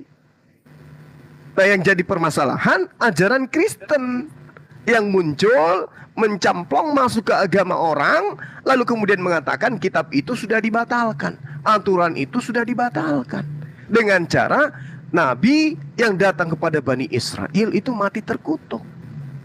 Ini yang Anda tidak bisa jelaskan. Kenapa Tuhan Anda itu harus mati terkutuk? Oh, untuk membatalkan hukum-hukumnya sendiri. Ini ajaran dari mana datangnya? Sedangkan kitabnya orang Yahudi, saya kasih contoh, Yosua 22 nomor 5, jelas dikatakan, lakukanlah dengan sangat setia perintah dan hukum yang diperintahkan kepadamu oleh Musa, hamba Tuhan itu. Yakni, 1, mengasihi Tuhan Allahmu, hidup menurut segala jalan yang ditunjukkannya kepadamu. 2, ketiga, tetap mengikuti perintah-perintahnya. 4, berpaut padanya. 5, berbakti kepadanya. 6, dengan segenap hatimu dan dengan segenap jiwamu. Ini perintah. Jadi bagaimana mungkin kemudian dia mati terkutuk? Makanya Islam datang meluruskan fitnahan itu. Nabi Isa alaihissalam datang untuk membersihkan segala fitnahan itu terhadap dirinya. Dialah yang akan menjadi hakim bagi kalian. Lakukan dengan sangat setia perintah dan hukum-hukum. Ini adalah ajaran Al-Quran. Seirama dengan apa yang ada di dalam kitab Yosua. Qala ya Musa inni stafaituka 'alan nasi birisalati wa bikalami. Itu perintahnya. Wahai Musa, sesungguhnya aku memilih engkau agar engkau menyampaikan risalah dan firmanku kepada Bani Israel. Sebab itu berpegang teguhlah kepadanya. Dan kepada kaumnya pun diperintahkan berpegang teguhnya kepada perintah Tuhan. Ternyata Yosua 22 nomor 5 juga berbicara kayak begitu. Lalu Kristen masuknya di mana? Kristen masuk dengan menggunakan Yesus sebagai tameng penghapus ketentuan-ketentuan Tuhan yang ada kepada Nabi Musa dan kaumnya. Nah, ini yang Anda harus selesaikan, tuntaskan. Kenapa demikian? Ajaran Tuhan kenapa dikatakan sebagai kutukan? Makasih. Oke, thank you Bang Zuma. Jadi sebentar bang, jangan langsung diingat. Jadi saya bertanya. Ini giliran Bang Roti Kehidupan untuk membantah. Nanti setelah itu, setelah Bang Roti Kehidupan bantah 5 menit, Bang Zuma diperkenankan untuk bertanya. Baik. Silakan Bang. Untuk sanggahannya Bang. Oke. Jadi Bang Zuma ini tidak menjelaskan apa yang saya tanyakan. Sangat jelas. Yang saya tanyakan tentang siapakah yang dipersembahkan. Kalau Ismail yang dipersembahkan berarti saya percaya dengan Taurat yang ditulis oleh Al-Quran. Bang Zuma tidak menjelaskan tentang silsilah itu. Tentang kalau memang Ismail yang dipersembahkan berarti silsilah Ismail lah yang dituliskan. Nabi-nabi itu yang dituliskan. Dan melalui jalur keturunannya Ismail. Dan itu Bang Zuma tidak menjelaskan. Dan bahkan Bang Zuma mengatakan bahwa itu saya akan menjelaskan panjang kali lebar. Itu alasan. Bagi saya itu sebuah alasan. Dia tidak bisa menjawab itu. Jadi hanya tertulis di dalam Alkitab itu jelas tentang silsilah tentang Abraham, Ishak, Yakub, Yusuf sampai kepada Nabi Sulaiman yang dikatakan Salomo itu. Itu jelas, itu darah keturunannya siapa? Sampai pada Eliakim, sampai pada Zadok, sampai pada Akim, sampai pada Eliezer, sampai pada Yakub, sampai pada Yusuf. Itu siapa semua? Menurut keturunan siapa? Keturunan Isa. Bukan Ismail. Jadi ngapain saya harus percaya Al-Quran, Taurat di dalam Al-Quran? Yang jelas-jelas tidak ada. Bukan ditulis menurut keturunan yang akan dipersembahkan. Yang dipersembahkan. Bukan. Bang Zuma tidak menjawab itu. Yang kedua, Bang Zuma selalu mengatakan menghapus hukum Taurat. Lah siapa yang ngomong? Siapa yang ngomong bilang menghapus hukum Taurat? Kami tidak pernah mengatakan dan Alkitab juga tidak pernah mengatakan bahwa Yesus menghapus hukum Taurat. Tidak pernah. Tapi Bang Zuma ini seolah-olah mendoktrin orang-orang di bawah bahwa Yesus itu menghapus hukum Taurat. Jadi jangan membodoh-bodohi. Tetapi Alkitab sendiri menegaskan Yesus tidak menghapus hukum Taurat. Tetapi Yesus datang untuk menggenapi hukum Taurat. Makanya di dalam Yohanes pasal 4 firman Tuhan jelas tertulis bahwa saatnya sudah tiba sekarang bahwa penyembah-penyembah benar bukan menyembah lagi di dalam roh dan kebenaran, menyembah lagi gunung atau batu, tapi menyembah di dalam roh dan kebenaran. Bukan lagi menyembah sebuah aturan-aturan seperti itu, tidak. Tetapi sudah genap. Sudah ada dalam sebuah penggenapan bahwa menyembah di dalam roh dan kebenaran. Jadi hukum Taurat itu dihapus gak? Enggak. Tapi digenapi di dalam Kristus itu sendiri. Makanya Bang Zuma mengatakan di dalam Matius pasal 5 tadi. Di dalam Matius pasal 5. Saya harus kejar terus ayat ini. Karena dia yang bawa ayat ini. Matius pasal 5 ayat 20 tadi. Dia tegas mengatakan satu ion pun orang Farisi dan orang Taurat tidak bisa menjalankan hukum Taurat itu dan tidak akan masuk dalam kerajaan surga. Tetapi firman Tuhan dengan jelas mengatakan apa? Tetapi aku berkata kepadamu, setiap orang yang marah terhadap saudaranya harus dihukum. Siapa yang mengatakan orang itu kafir harus dibawa ke dalam mahkamah agama. Jelas tertulis. Tidak ada yang bisa menjalankan hukum Taurat itu, tidak ada bisa. Bahkan Muhammad sekalipun tidak bisa menjalankan hukum Taurat itu. Harus dirajam, ya dirajam. Makanya itu Yesus datang menggenapi semuanya. Menggenapi hukum Taurat itu. Karena makanya dia bilang, akulah Tuhan atas hari Sabat itu sendiri. Akulah Tuhan atas hukum Taurat itu sendiri. Itu jelas dia mengatakan itu. Salahnya di mana dengan ayat-ayat? Jadi Bang Zuma jangan asal berbicara tanpa membunyikan ayat-ayat yang lain, ayat-ayat lanjutan yang lain. Itu fatal Bang Zum. Itu Bang Azuma bukan berbicara eksegesis. Jadi kebanyakan kaum muslim ingin mengkritik orang Kristen, dia nggak mengeksegesis, tapi dia menaruh otaknya itu di dalam isi Alkitab itu. Makanya Alkitab dengan tegas mengatakan seperti apa? Satu isi dunia ini tidak sanggup menuliskan tentang firman Allah. Itu jelas, apalagi otak Bang Zuma yang kecil itu mau masuk dalam firman Allah, itu tidak mungkin. Jadi saya tegas mengatakan, Alkitab tegas mengatakan, Tuhan Yesus datang bukan untuk menghapus hukum Taurat, melainkan menggenapinya. Bahkan Muhammad sekalipun tidak sanggup menjalankan hukum Taurat itu. Maka dari itu Kristus datang untuk siapa? Untuk saya, untuk Bang Zuma, bahkan untuk Nabi, bahkan untuk Rasulnya Bang Zuma, Muhammad itu. Dia harus menggenapi itu supaya Muhammad itu diselamatkan. Percaya kepada Yesus sebagai Tuhan dan Juru Selamat yang hidup, mati di atas kayu salib. Jangan kejar-kejar terus di dalam Galatia pasal 3. Bang Zuma yang membawa di dalam Ulangan pasal 21 ayat 23. Itu penggenapan di dalam Galatia pasal 3. Bahwa terkutuklah orang di atas kayu salib untuk menebus dosa dunia. Ulangan itu ditulis oleh para nabi. Dan digenapi oleh Yesus itu sendiri. Jadi jelas di dalam Alkitab, Yesus datang untuk menggenapi semua yang ditulis oleh para nabi. Haleluya, amin. Oke, jadi sebelum Bang Zuma bertanya, di sini ada 3 poin yang dibawakan oleh Bang Roti Kehidupan. Yang pertama, Bang Zuma nggak menjelaskan silsilah Abraham, Ishak, Yakub sampai kepada baginda Nabi dari sisi Ismail. Terus Bang Zuma tidak menjelaskan siapa yang menghapus hukum Taurat karena Yesus tidak mengatakan itu. Yang ketiga, tadi Bang Zuma membawa Matius 5 ayat 20. Nah, Bang Zuma tidak menjelaskan, padahal di situ sudah dijelaskan ayatnya menurut Bang Roti Kehidupan. Nah, ini kesempatan Bang Zuma mau bertanya atau mau menjawab lagi nih, Bang? Kira-kira. Bang Zuma. Saya tanggapi, Bang. Saya tanggapi. Oh, tanggapi menit, Bang ya. Siap. Iya, oke, Bang. Baik. Jadi gini, Bung. Kalau saudara saya ini meminta silsilah baginda Rasul Muhammad SAW sampai kepada Nabi Ibrahim lewat perjanjian lama, itu mustahil. Karena kitabnya Nabi Musa datang kepada bangsa Tegar Tengku.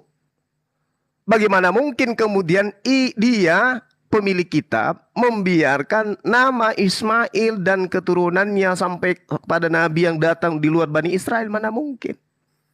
Jangankan baginda Rasul Muhammad SAW, Yesus yang kalian katakan mati terkutuk di atas tiang salib aja itu nggak diterima, Bung.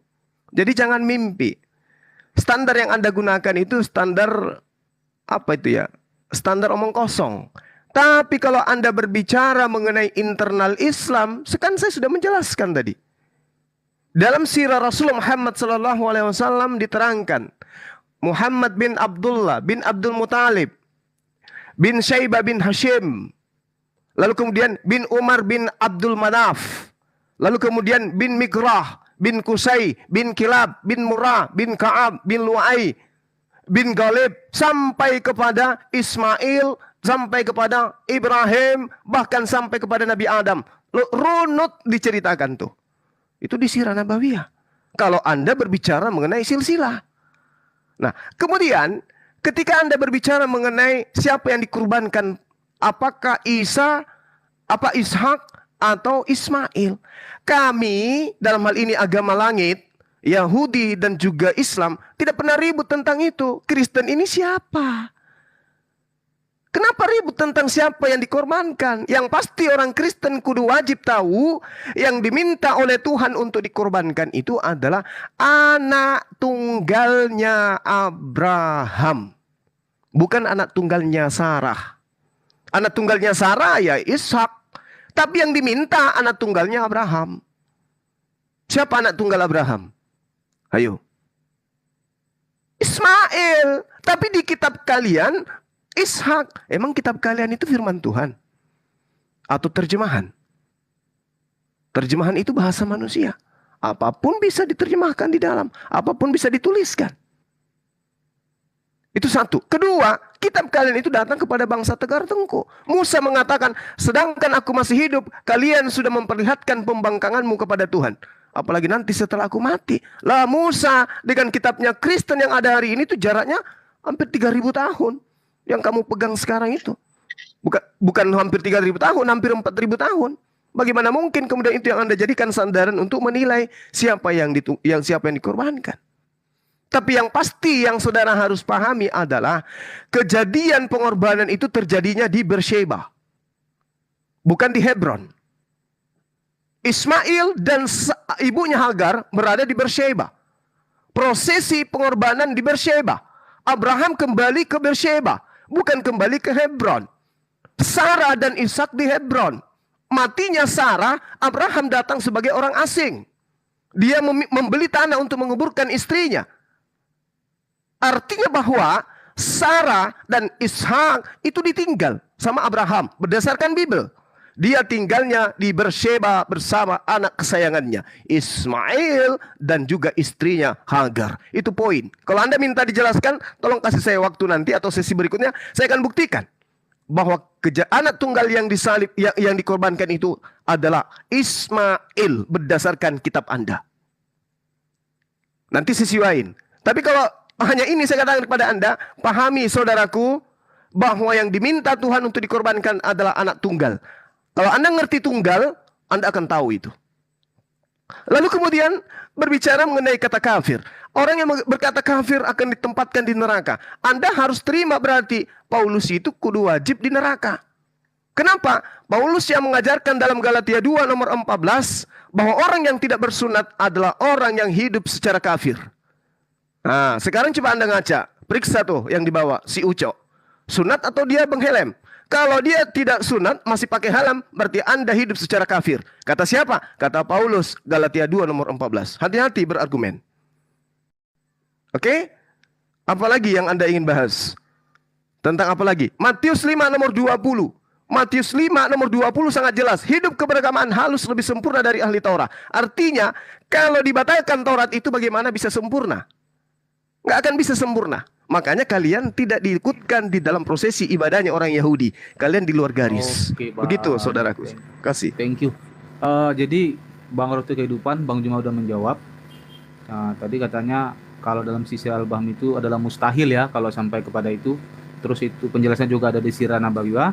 Terus tentang kafir tadi, Bang Juma udah menjelaskan bahwa itu kafir itu hanya tempat pada orang-orang yang ini ya, di neraka ya. Nah, jadi sekarang kita berikan kepada Bang Roti bagaimana? Masih mau menyanggah atau bagaimana? Ini saya bilang jedar, cuaks gitu. Tunggu Bang. Kenapa saya bilang jedar? Sebentar Bang. Bang, sebentar. Nah. Abang mau menyanggah atau menyerahkan Bang Juma untuk bertanya? Saya mau menyanggah lagi karena pertanyaan saya tidak dijawab. Tadi sudah loh Bang. Apa yang sudah? Apa yang sudah? Sekarang dia mengatakan silsilah itu sampai pada Abraham, tetapi sekarang dia mengatakan bahwa Abraham itu kan pasti anak Daud. Nah, anak Daud itu pasti anak Salomo. Dan dia tidak memperanakan Rahabeam, dan jelas silsilahnya tidak jelas tertulis di dalam Al-Quran. Bang Roti. Dan saya mengatakan Bang Juma Zuma tidak menjawab itu. Bang, bentar dulu. Tadi kan udah jelaskan Bang Juma kalau dalam model silsilah Abraham sampai kepada Ismail dan ke baginda itu, menurut Bang Juma itu mustahil karena Nabi Musa dan Abraham itu adalah penyembah tegar tengkuk ya Bang Juma ya. Itu udah jelas. Terus tadi soal kafir dalam Matius 5 ayat 20 tadi juga udah jelaskan Bang Juma. Gitu berdasarkan Galatia 2 ayat 14. Nah, berdasarkan jawaban dari Bang Juma ini tadi, Bang Roti Kehidupan mau menyangga atau tidak? Saya menyangga. Menyangga, silakan. Karena yang saya tanyakan dia tidak menjawab sesuai dengan konteks pertanyaan saya. Udah loh Bang, itu pertanyaan jawabannya udah dijelaskan beliau walaupun tetapi itu menurut Al-Quran Bang. Saya tidak akan membenarkan Al-Quran untuk masuk di dalam Alkitab. Begini Bang Roti Kehidupan. Bukan gitu Pak Roti. Bang Roti gini, saya jelaskan ya. Adalah pada waktu tuh bilang bahwa anak tunggalnya itu Ismail. Enggak, begini aja Bro orang Kendi, Yahudi. Begini aja Bro Kendi. Jawaban Bang Juma itu yang dijelaskan tadi dari pertanyaan Bro Roti Kehidupan, kalau nggak cocok disanggah aja pakai ayat. Jadi kan enak nyambung dia. Oke?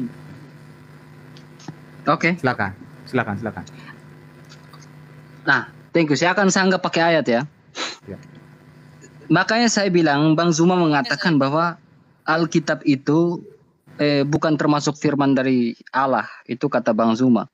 Tetapi saya akan sanggah ini. Saya mengatakan Alkitab itu satu-satunya firman dari Allah, bukan salah satu firman dari Allah. Saya percaya itu. Saya mengatakan Alkitab itu kanon tertutup. Saya ingin menyanggah bahwa apa silsilah yang disampaikan oleh Bang Zuma itu tidak menjawab pertanyaan saya. Saya sanggah pakai ayat-ayatnya. Di dalam Matius pasal 1, itu jelas anak Abraham, anak Daud, anak Abraham. Abraham memperanakan Ishak, Ishak memperanakan Yakub, Yakub memperanakan Yehuda. Dan saudara-saudara, Yehuda memperanakan Peres dan Zeras dari Tamar. Peres memperanakan Hezron, Hezron memperanakan Ram, Ram memperanakan Amindab, Amindab memperanakan sampai seterusnya, sampai pada janji Mesias itu, Yakub memperanakan Yusuf. Sampai pada di situ. Nah, ini jelas bagaimana janji Allah itu melalui keturunannya Ishak. Allah Yakub, Allah Yusuf. Orang Islam mempercaya Allah Yakub, Allah Yusuf, mereka percaya. Tapi mereka tidak mempertanyakan Yakub dan Yusuf itu keturunannya siapa. Mereka tidak mempertanyakan dan mereka tidak bisa menjawab itu. Saya membantah dengan Alkitab. Matius pasal 1 itu adalah dasar kekristenan untuk menjawab bahwa Alkitab itu benar dan satu-satunya firman Tuhan. Saya tidak akan mempercayai kitab yang 500 tahun hadir setelah tahun 96 Anno Domini. Saya tidak akan mempercayai itu. Jadi mau 1000 kali Anda berbicara karena tidak berdasarkan saksi. Bayangkan jangkanya 500 tahun dan tidak ada saksi. Apa yang bisa saya percaya? Sementara kalau kita bicara soal data ya Bang Zuma. Bang Zuma kan selalu bicara soal data. Kalau bicara soal data, ada yang namanya data kuantitatif dan data kualitatif. Itu akan membentuk suatu metode. Kalau Abang Zuma seorang yang bicara data, tentunya Abang Zuma tahu metode apakah itu. Tolong dijawab itu. Ada kuantitatif, ada kualitatif. Metode apakah yang dipakai? Jangan searching di Google ya. Terus jelaskan maksudnya apa seperti itu kalau bicara soal data. Saya jelas mengatakan tahun 96 Anno Domini Alkitab selesai di Pulau Patmos. Saya jelas mengatakan, Alkitab jelas mengatakan bahwa 500 tahun setelah berselang itu ada sejarah historis, Al-Quran muncul. Apa yang saya bisa percayakan, tidak ada saksi di situ. Bahkan keturunannya Abraham pun tidak ada di situ. Salomo bukan keturunannya Ishak. Salomo itu keturunannya Yakub dan Yakub itu keturunannya Ishak. Apa yang bisa saya percaya dari situ? Tidak ada saksi di situ. Sulaiman itu bukan keturunannya Ismail. Daud itu bukan keturunannya Ismail. Itu keturunannya Yakub, keturunan Ishak, keturunannya Hezron. Jelas. Ada saksinya di situ. Membentuk suatu metode penelitian di situ. Jelas historis. Fakta Alkitab jelas. Nah ini apa yang bisa saya percaya? 500 tahun muncul, saksinya tidak, bahkan silsilahnya pun tidak ada. Lalu dia berbicara 1000 panjang soal sholawat, tentang Islam, tentang Al-Quran. Apa yang bisa saya percaya? Tidak ada saksi yang menuliskan. Saksi mata pun tidak ada, mendengar, melihat tidak ada. Apa yang bisa saya percaya dari Al-Quran? Tidak ada satupun. Jadi Alkitablah yang membuktikan Alkitab itu benar. Saya tidak akan mengambil referensi Al-Quran untuk membenarkan Alkitab. Tidak akan pernah. Karena kalau saya mengambilkan referensi Al-Quran untuk membenarkan Alkitab, berarti Alkitab bukan satu-satunya firman Tuhan, melainkan salah satu dari firman Tuhan. Ini salah total. Kebanyakan orang Kristen berdebat mengambil referensi di dalam Al-Quran. Itu salah total bagi saya. Baik sekalipun malaikat itu datang memberitakan Injil berbeda dari apa yang kami beritakan, terkutuklah. Orang yang menambahi dan mengurangi isi Alkitab, terkutuklah dia, Maranatha. Jadi Al-Quran termasuk menambahi nubuatan-nubuatan dari Allah enggak? Dia ditambahin. Kalau Alkitab di kitab Wahyu sudah selesai, mereka tambahin setelah tahun 96 Anno Domini itu. Jadi apa yang bisa saya percayakan? Taurat dalam Al-Quran seperti apa yang bisa saya percaya? Tidak ada saksi, bahkan silsilahnya pun tidak jelas. Tolong Bang Zuma jelaskan. Bagi saya Bang Zuma tidak menjawab pertanyaan saya. Sangat tidak menjawab pertanyaan saya. Bang Zuma hanya membahas satu ayat. Ada lagi ayat yang dia bahas tadi. Di dalam Galatia kalau tidak salah. Kembali lagi pada kutuk dan kutuk dan kutuk. Kan sudah dijelaskan. Bang Zuma sendiri yang baca di Ulangan 21 ayat 23. Penggenapannya di dalam Galatia itu. Jelas. Percaya Tuhan Yesus Bang Zuma. Dia Allah yang menyelamatkan Anda Bang Zuma. Dia mati bagi Anda. Saya sudah memberitakan kabar baik. Haleluya. Oke. Jadi di sini Bang Zuma, poin yang disampaikan oleh Bang Rute Kehidupan itu adalah Alkitab itulah salah satu firman Tuhan yang benar-benar dan sudah di kanon tertutup. Itu dibuktikan dalam Matius 1 bahwa silsilah Mesias itu datang ke dunia sudah dijelaskan dari keturunan Yakub. Bahkan Nabi Daud dan Sulaiman itu bukan dari keturunan Ismail, tapi dari Yakub. Silakan Bang Zuma, mau disanggah atau menerima gimana? Iya, baik. Jadi gini, Bung. Kelihatannya Anda panik. Yang Anda bahas itu silsilah Yesus. Lalu kemudian silsilah Yesus Anda mencoba tarik kepada silsilah Nabi Ismail. Anda panik kali rasanya. Matius 1 itu berbicara mengenai silsilah Tuhan Anda yang mati terkutuk itu.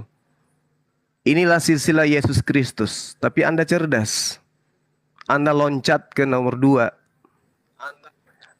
Matius 1 itu Anda jadikan rujukan. Ingat, saya akan bertanya kepada Anda silsilah Paulus. Dan saya minta Anda pertanggungjawabkan silsilah Paulus itu apakah nyampe kepada Abraham atau tidak.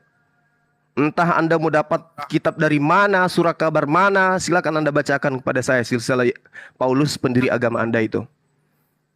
Oke, teman ya, saudara saya ya, camkan itu. Itu pertanyaan saya yang sengaja Anda menghindar supaya saya tidak bertanya. Kalau Anda bertanya metode apa yang saya gunakan? Metode yang saya gunakan adalah Amsal 3 nomor 5. Percayalah kepada Tuhan dengan segenap hatimu. Jangan bersandar kepada pengertianmu sendiri. Itu metode saya dalam mengkaji Bible. Catat. Lain kali kalau bertemu Bang Suma udah paham metode Bang Suma. Lalu kemudian ketika Anda mengatakan, oh di dalam kitab kami tidak ada Ismail itu, hanya disebutkan itu karena Anda membaca silsilah Yesus. Dan kalau saya sebagai orang Kristen terpelajar, saya akan malu membahas silsilah Yesus. Apalagi mencoba untuk menarasikan dia adalah raja yang datang di atas tahta Daud. Apalagi raja di atas raja. Kenapa? Yeremia 36 nomor 30 jelas tidak ada lagi keturunan Yoyakim yang akan duduk di atas tahta Daud. Matius 1 menjelaskan kepada saudara bahwa Yesus itu adalah keturunan Yoyakim. Selamat datang kepada kebenaran. Jadi Yesus tidak akan pernah menjadi raja dimanapun itu. Oke? Nah, lalu kemudian ketika saudara berbicara mengenai Ismail, Bung, adalah lebih baik Anda belajar lebih mendalam lagi. Yang menjadi pilihan Tuhan itu adalah keturunan-keturunan Ismail. Yesaya 60 nomor 7, segala kambing domba Kedar akan berhimpun kepadamu. Domba-domba jantan Nebayot akan tersedia untuk ibadahmu. Siapa yang menggenapi ini, Bung? keturunan Ismail. Domba Kedar, Kedar itu anak Ismail. Domba jantan Nebayot, Nebayot itu anak Ismail. Kalau Anda nggak percaya, baca Kejadian 25, nomor 13 dan seterusnya. Inilah anak-anak Ismail, disebutkan menurut urutan lahirnya. Nebayot, anak sulung Ismail. Selanjutnya adalah Kedar. Yang menggenapi tentang peribadatan dengan kurban domba itu siapa? Keturunan Ismail. Ada diceritakan Paulus, pendiri agama Anda. Jadi kalau Anda mengatakan, kami tidak percaya Al-Quran datang 600 tahun kemudian. Jangankan Al-Quran Anda tidak percaya, Yesus aja Anda nggak percaya kok. Yesus mengatakan, terkutulah orang yang banyak ini yang tidak mengenal hukum Taurat. Itu kata Yesus. Yohanes 7 nomor 49. Percaya enggak Anda bahwa orang yang tidak mengenal hukum Taurat itu adalah terkutuk? Tidak. Anda lebih percaya Paulus. Dengan matinya Yesus di atas tiang salib, dia telah membebaskan kita dari kutuk hukum Taurat dan memerdekakan kita. Galatia 5 nomor 1. Dia telah membebaskan kita dari Taurat, dari hukum-hukum, dan membebaskan kita dari kuk penghambaan. Bahkan Paulus menjual Yesus dengan menyatakan, kalian orang Kristen bebas untuk menyembah atau tidak. Camkan itu saudaraku. Lalu Efesus 2 nomor 15. Dengan matinya Yesus, dia telah membatalkan hukum Taurat beserta segala ketetapan yang ada di dalamnya. Berarti Anda jangan pura-pura beribadah. Anda itu sudah dibebaskan. Anda nggak usah ibadah, kalian itu udah dibebaskan. Jangan ada ilah lain di hadapanku. Keluaran 20 nomor 3. Apakah berlaku bagi Kristen? Tidak. Kristen membuat ilah baru dari bentukan manusia yang mati terkutuk di atas tiang salib, membebaskan orang Kristen dari hukum Taurat. Padahal hukum Taurat itu adalah hukum Tuhan untuk Bani Israel. Kenapa kalian yang dibebaskan? Undang-Undang Dasar Negara Republik Indonesia mengikat kemudian masyarakat Indonesia. Ada orang mati untuk membebaskan orang Malaysia dari Undang-Undang 45. Nyambung nggak? Nggak nyambung. Nah inilah, cobalah kita kembali kepada metode yang saya gunakan. Amsal 3 nomor 5. Kita itu berhikmat dengan firman Tuhan, bukan hikmat dengan perkataan pribadi. Pertanyaan saya, ingat saudara, silsilah Paulus, silakan. Iya, saya ada. Jadi Bang Roti Kehidupan, Bang Juma udah menjelaskan tadi juga dia menjelaskan dari Amsal 3 ayat 5, dari Yeremia 36:30, Yesaya 60 ayat 7, bahkan sampai keturunan Ismail itu adalah perjanjian Tuhan. Itu kejadian 25. Terus dikaitkan juga dalam Yohanes 7 ayat 9, Galatia 5 ayat 1, Efesus 2 ayat 15, Keluaran 20 ayat 3. Nah, pertanyaan Bang Juma, nanti boleh Bang Roti Kehidupan jawab. Silsilah Paulus itu dari Abraham itu abang boleh cari dari mana saja, abang boleh jelaskan kira-kira gimana bang? Mau dijawab? Saya jawab. Siap. Saya sanggah dulu ya. Bang Zuma ini katanya orang data, tapi sebenarnya metode penelitian tentang data dia tidak mengerti tentang statistik. Fatal sekali.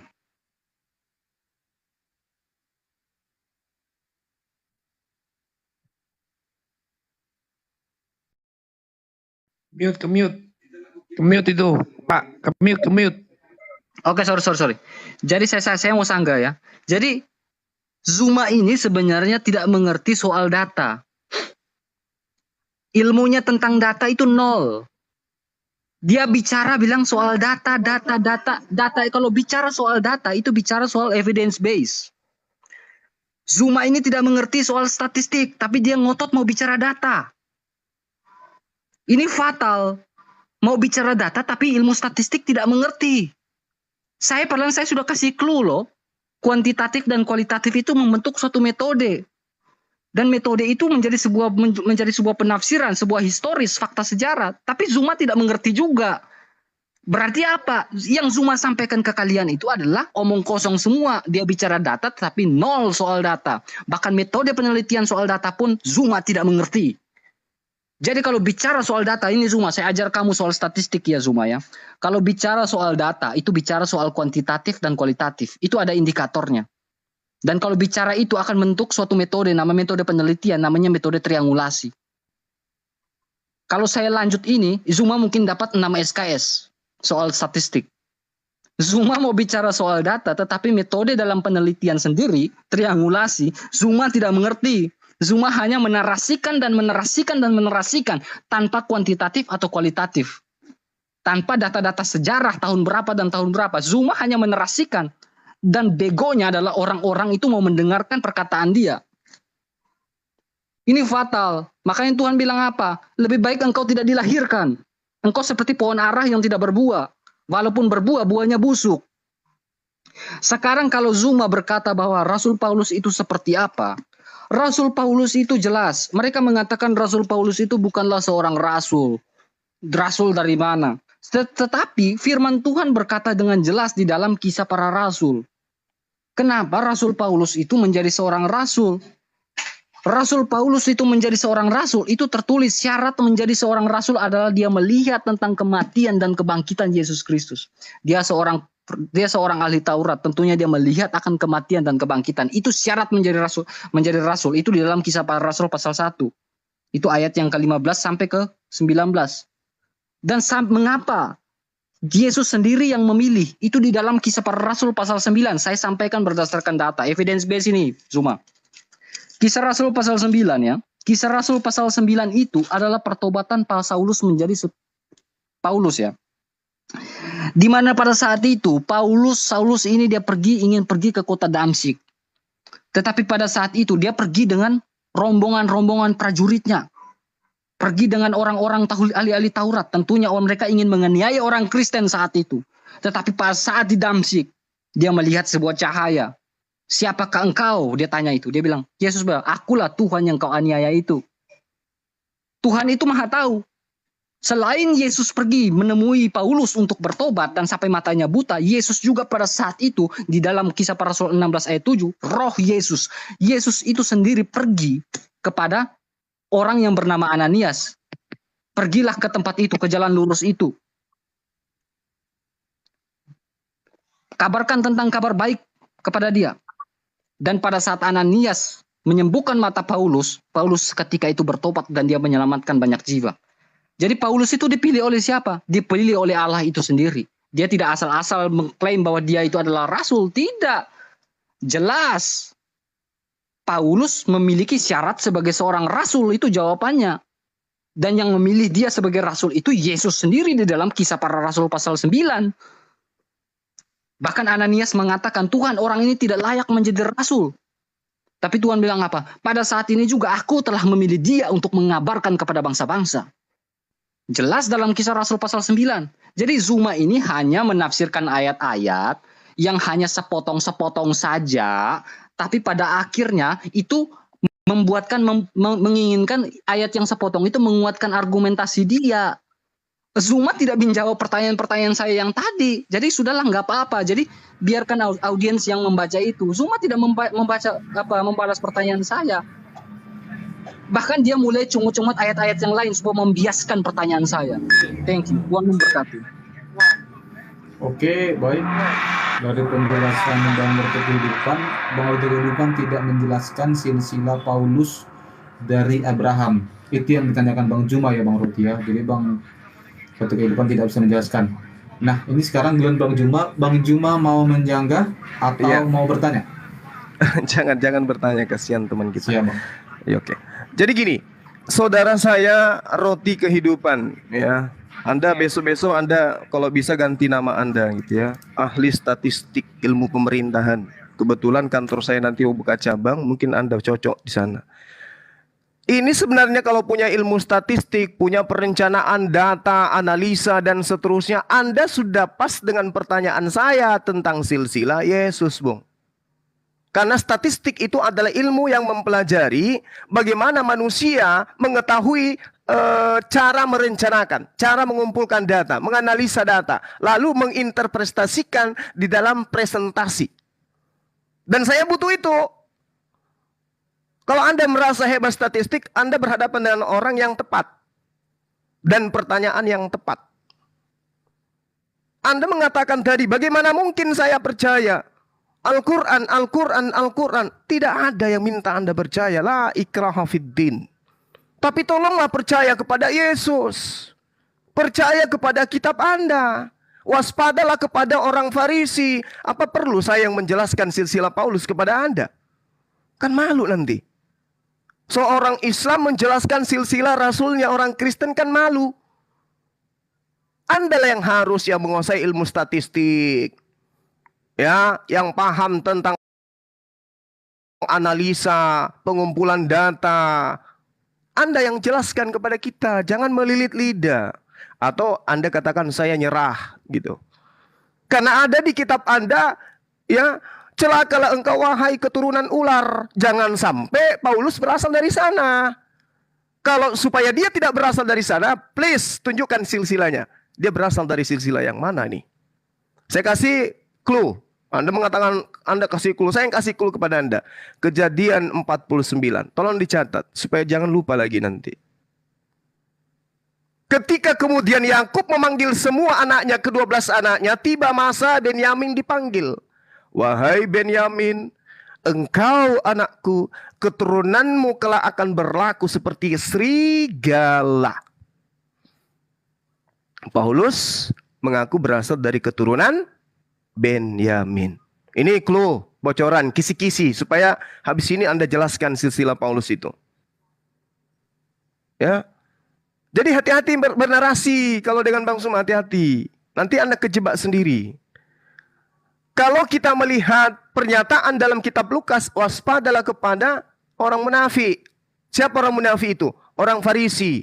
Bagaimana pengakuan Paulus tentang dirinya? Dia mengaku sebagai orang Farisi. Di mana dikatakan itu? Kisah Para Rasul 23 nomor 6. Gitu cara belajar. Itu baru statistik namanya. Itu baru berdata. Kalau saudara saya ini cuman keluar-keluar aja dari tadi. Lari dari bahasan tentang kutuk manusia terkutuk yang ada Tuhan kan. Nah, sekali lagi saya sampaikan kepada saudara.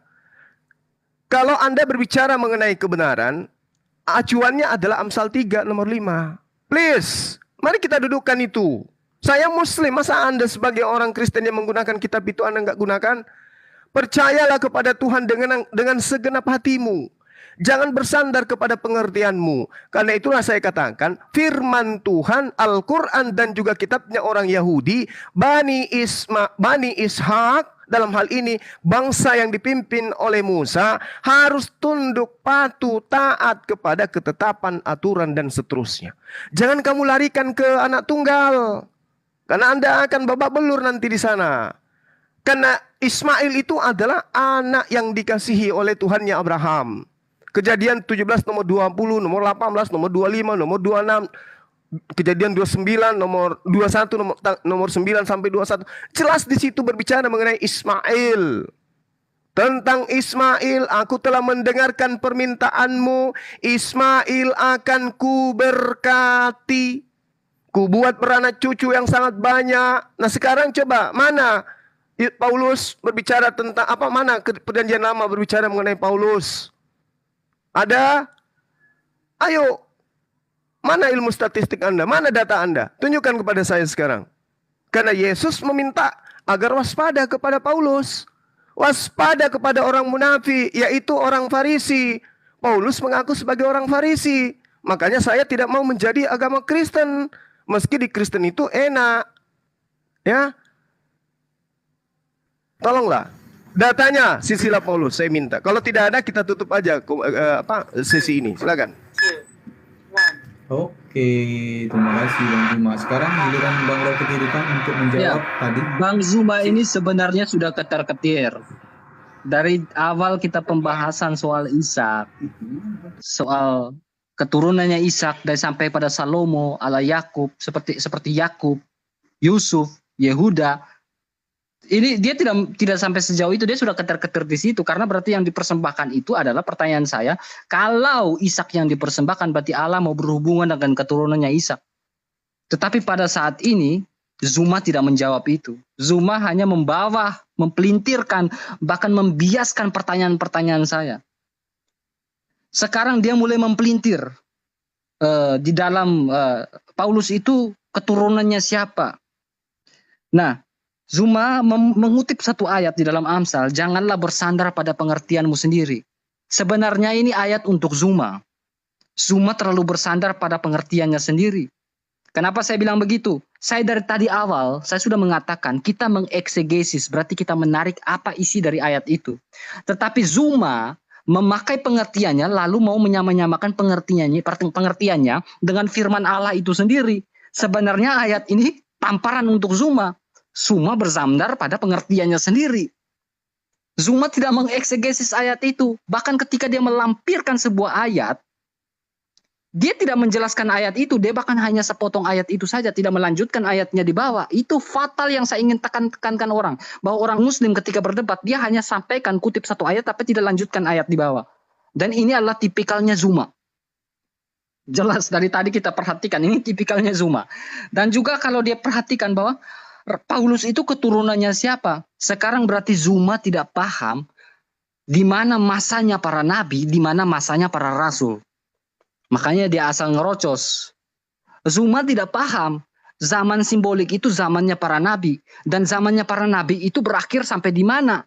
Dan dilanjutkan dengan zamannya para rasul. Saatnya sudah tiba penyembah-penyembah benar menyembah di dalam roh dan kebenaran. Yohanes pasal 4.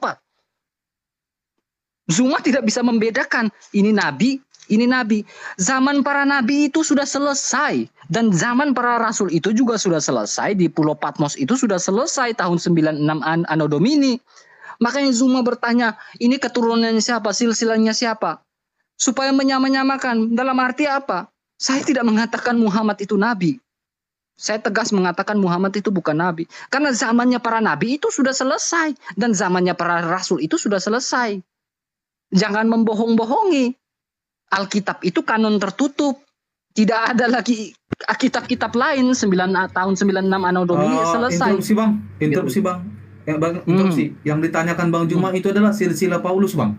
Abang memiliki data. Kalau silsilah Paulus sendiri, di dalam kitab-kitab yang ditulis oleh Paulus tidak tertulis silsilah tentang Paulus, tetapi hanya tertulis iman Kristen itu silsilah tentang Yesus Kristus. Gitu.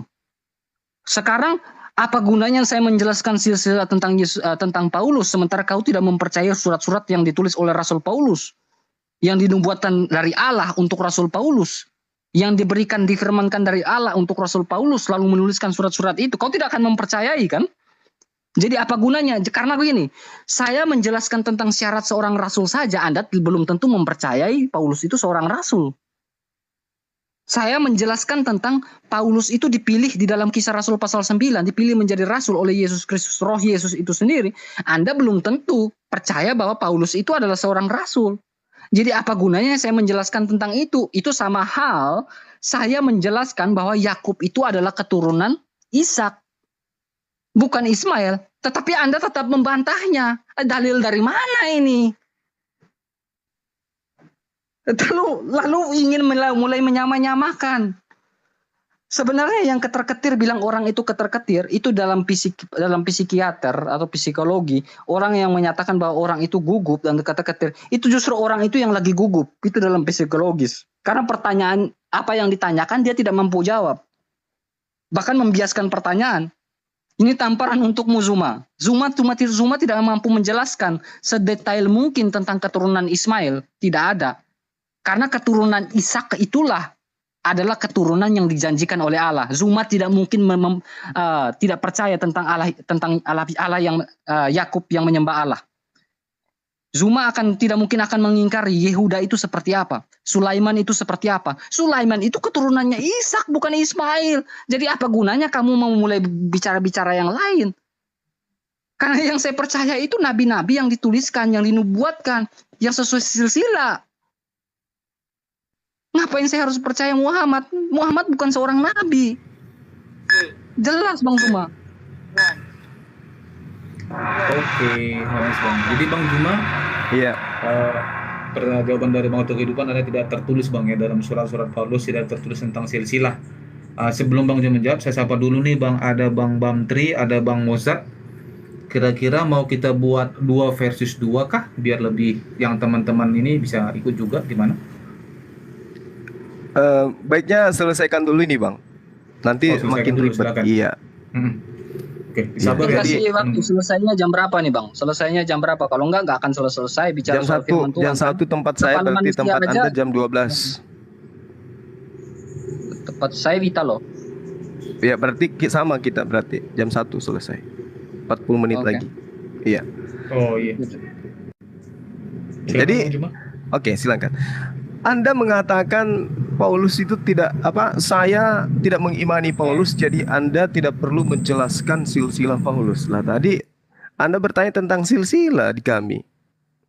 Mulai dari Ibrahim, Ismail sampai baginda Rasulullah Muhammad SAW. Apakah emang Anda beriman kepada baginda Rasulullah Muhammad SAW? Enggak kan? Terus kenapa Anda tanyakan silsilahnya? Kalau itu jadikan alasan. Ini Anda ketar-ketir, tapi nuduh saya. Anda yang tidak mampu menjawab, dalam ilmu psikologi lagi Anda bawa. Ingat, saya ini lulusan psikologi pendidikan loh. Catat itu. Ya, jadi Anda jangan bawa psikologi di sini. Cukup statistik yang Anda bawa dan Anda kelabakan di sana. Jangan lari kemana-mana. Ketika saudara mengatakan masa Nabi sudah selesai, wah, Anda perlu belajar. Kisah para Rasul 13 nomor 1, Paulus di sana masuk dalam deretan Nabi. Lalu Anda mengatakan bahwasanya saya tidak ngerti Nabi, saya tidak ngerti Rasul. Waduh, parah ini. Ya. Jadi saudara saya, ketika saudara mengatakan Bang Suma itu menggunakan Amsal 3 nomor 5, tapi dia sendiri tidak menggunakan data, dia hanya mengatakan asumsi. Saya katakan, Bung, apa yang saya uraikan itu semua berdasarkan data. Saya memegang teguh ajaran Taurat itu untuk Bani Israel, umatnya Nabi Musa. Di awal saya membawa ayat Al-Quran surah Al-Araf ayat 144, 145. Untuk membantu saudara bahwa Islam pun mengakui Nabi Musa diutus oleh Allah membawa ketentuan, ketetapan, syariat, hukum-hukum dan perintah kepada kaumnya Nabi Musa. Dan itu harus mereka lakukan secara wajib. Saya juga sudah memberikan data akuratnya di dalam kitabnya orang Yahudi. Yesua 22 nomor 5. Lakukanlah dengan sangat setia perintah dan hukum yang diperintahkan kepadamu oleh Musa, bukan oleh Paulus. Hamba Tuhan itu, yakni mengasihi Tuhan Allahmu, hidup menurut segala jalan yang ditunjukkannya, tetap mengikuti perintahnya, berpaut padanya, berbakti kepadanya, dengan segenap hatimu dan dengan segenap jiwamu. Ini data, Bung. Ini saya sandarkan pemahaman saya terhadap firman Tuhan. Anda menuduh saya tidak bersandar kepada Amsal 3 nomor 5. Justru Anda yang tidak bersandar ke sana. Pertanyaan saya simpel. Kalau ajaran Paulus yang Anda gunakan untuk menghancurkan perintah Tuhan di dalam kitabnya Nabi Musa, maka Paulus harus jelas nasabnya. Paulus harus terang dia berasal dari keturunan mana. Karena dia telah merubah firman Tuhan. Kalau Al-Quran menjelaskan Taurat itu untuk Nabi Musa dan kaumnya. Mereka harus tunduk patuh kepadanya. Pada saat mereka tidak tunduk patuh kepada aturan Tuhan yang datang kepada mereka, maka mereka dikutuk oleh Tuhan. Dimurkai oleh Tuhan. Karena itu kemudian Al-Quran menjelaskan itu. Kita tidak minta Anda percaya Quran, tidak. Ya, la ikraha fiddin, sekali lagi. Tapi tolong percaya kepada pengajaran Yesus. Lukas 16 nomor 17. Lebih mudah langit bumi lenyap daripada setitik dari hukum Taurat batal. Percaya enggak Anda kepada Yesus itu? Perkataan Yesus. Kalau Anda percaya, mustahil Anda mengimani perkataan Paulus. Ini dulu poinnya. Jangan Anda mengatakan saya tidak berdata, saya kemudian ketar-ketir. Jangan. Ya. Yesus Anda percaya itu sudah cukup bagi saya. Karena kenapa? Dengan Anda percaya kepada Yesus, bukan percaya kepada Paulus, Anda akan sampai kepada hidayah. Lebih mudah langit dan bumi lenyap daripada setitik hukum Taurat itu batal. Apa yang dihantamkan oleh Paulus tentang pengakuan Yesus itu? Dengan matinya Yesus di atas tiang salib, dia telah membatalkan hukum Taurat beserta segala ketetapan yang ada di dalamnya. Sekarang Anda pengikut siapa? pengikut Paulus. Oleh karena itu saya minta, tolong tunjukkan silsilah orang yang Anda ikuti itu. Dia berasal dari keturunan mana? Bapaknya namanya siapa? Ibunya namanya siapa? Sampai kepada Nabi Abraham. Silakan. Oke. Giliran Bang Roti Kehidupan, silakan. Ya, jadi mungkin Abang Zuma ini percaya dengan perkataan Yesus ya. Amin nggak? Bang Zuma, coba jawab ya atau tidak. Amin, Bang Zuma? amin. Yes, saya percaya. Iya, Oke, betul. nanti kita Beliau selesai. adalah Nabiullah, beliau adalah Rasulullah. Oke. Betul, saya percaya. Silakan. Bang Zuma percaya. Berarti Bang Zuma, saya lanjutkan, tidak boleh bantah ya. Waktu saya ini. Berarti Bang Zuma harus percaya Yesus mengatakan akulah jalan kebenaran. Bang Zuma harus percaya bahwa Yesus mengatakan akulah pokok anggur yang benar. Berarti Bang Zuma juga harus percaya Yesus berkata akulah air yang hidup. Bang Zuma juga harus percaya bahwa aku dan Bapa adalah satu. Bang Zuma juga harus percaya bahwa Yesus itu sudah menebus, datang dan menebus sebagai Tuhan dan Juru Selamat, menebus dosa-dosa saya dan Bang Zuma dan kita semua. Bang Zuma harus percaya itu. Karena perkataan Yesus dia harus selalu menekankan dengan kata sesungguhnya, aku berkata dengan sesungguhnya. Bang Zuma harus percaya itu. Dan ketika Bang Zuma selalu menekankan tentang Paulus, tentang Rasul Paulus, saya bilang tidak ada yang salah, kami pengikut Yesus Kristus. Kami percaya akan Yesus.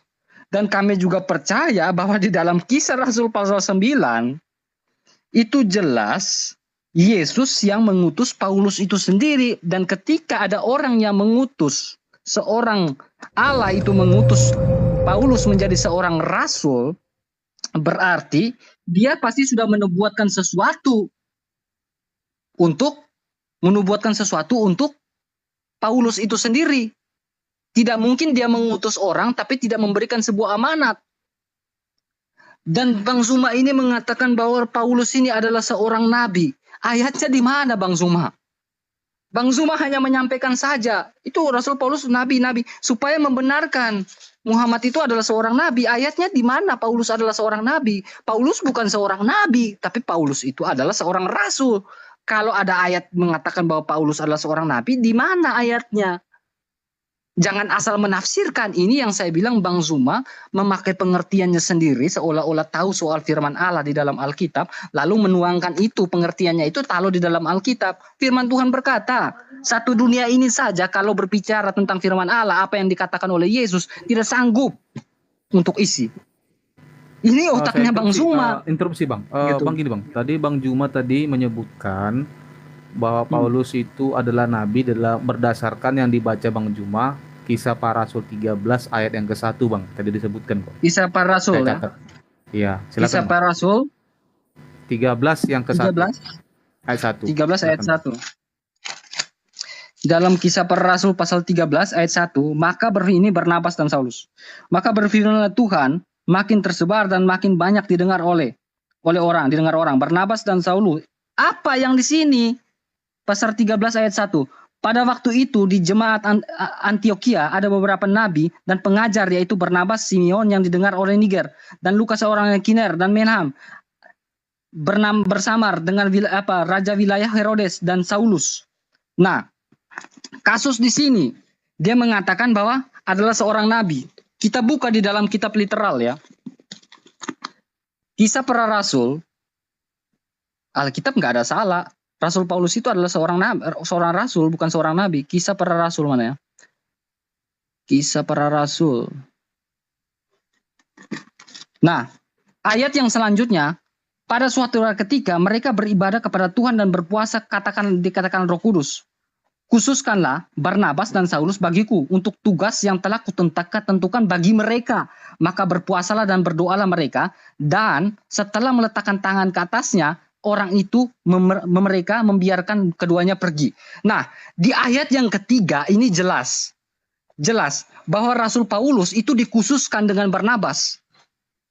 Dia adalah penyambung di lidah Allah, itulah nabi. Tetapi dikhususkan oleh Allah itu sendiri bahwa Rasul Paulus itu ditumpangi tangan dengan sebuah tanda ada tumpang tangan di situ.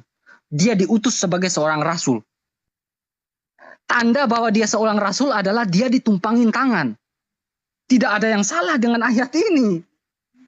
Di dalam kekristenan kami diajarkan di dalam gereja itu sendiri, ketika seseorang ingin menyampaikan firman Tuhan atau dikatakan menyampaikan firman Tuhan, itu dia harus ada yang namanya peneguhan. Peneguhan.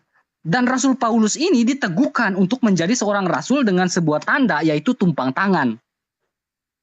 Jadi apa yang salah? Rasul Paulus seorang apa? Seorang rasul, karena dia sah saat itu, ditumpangi tangan.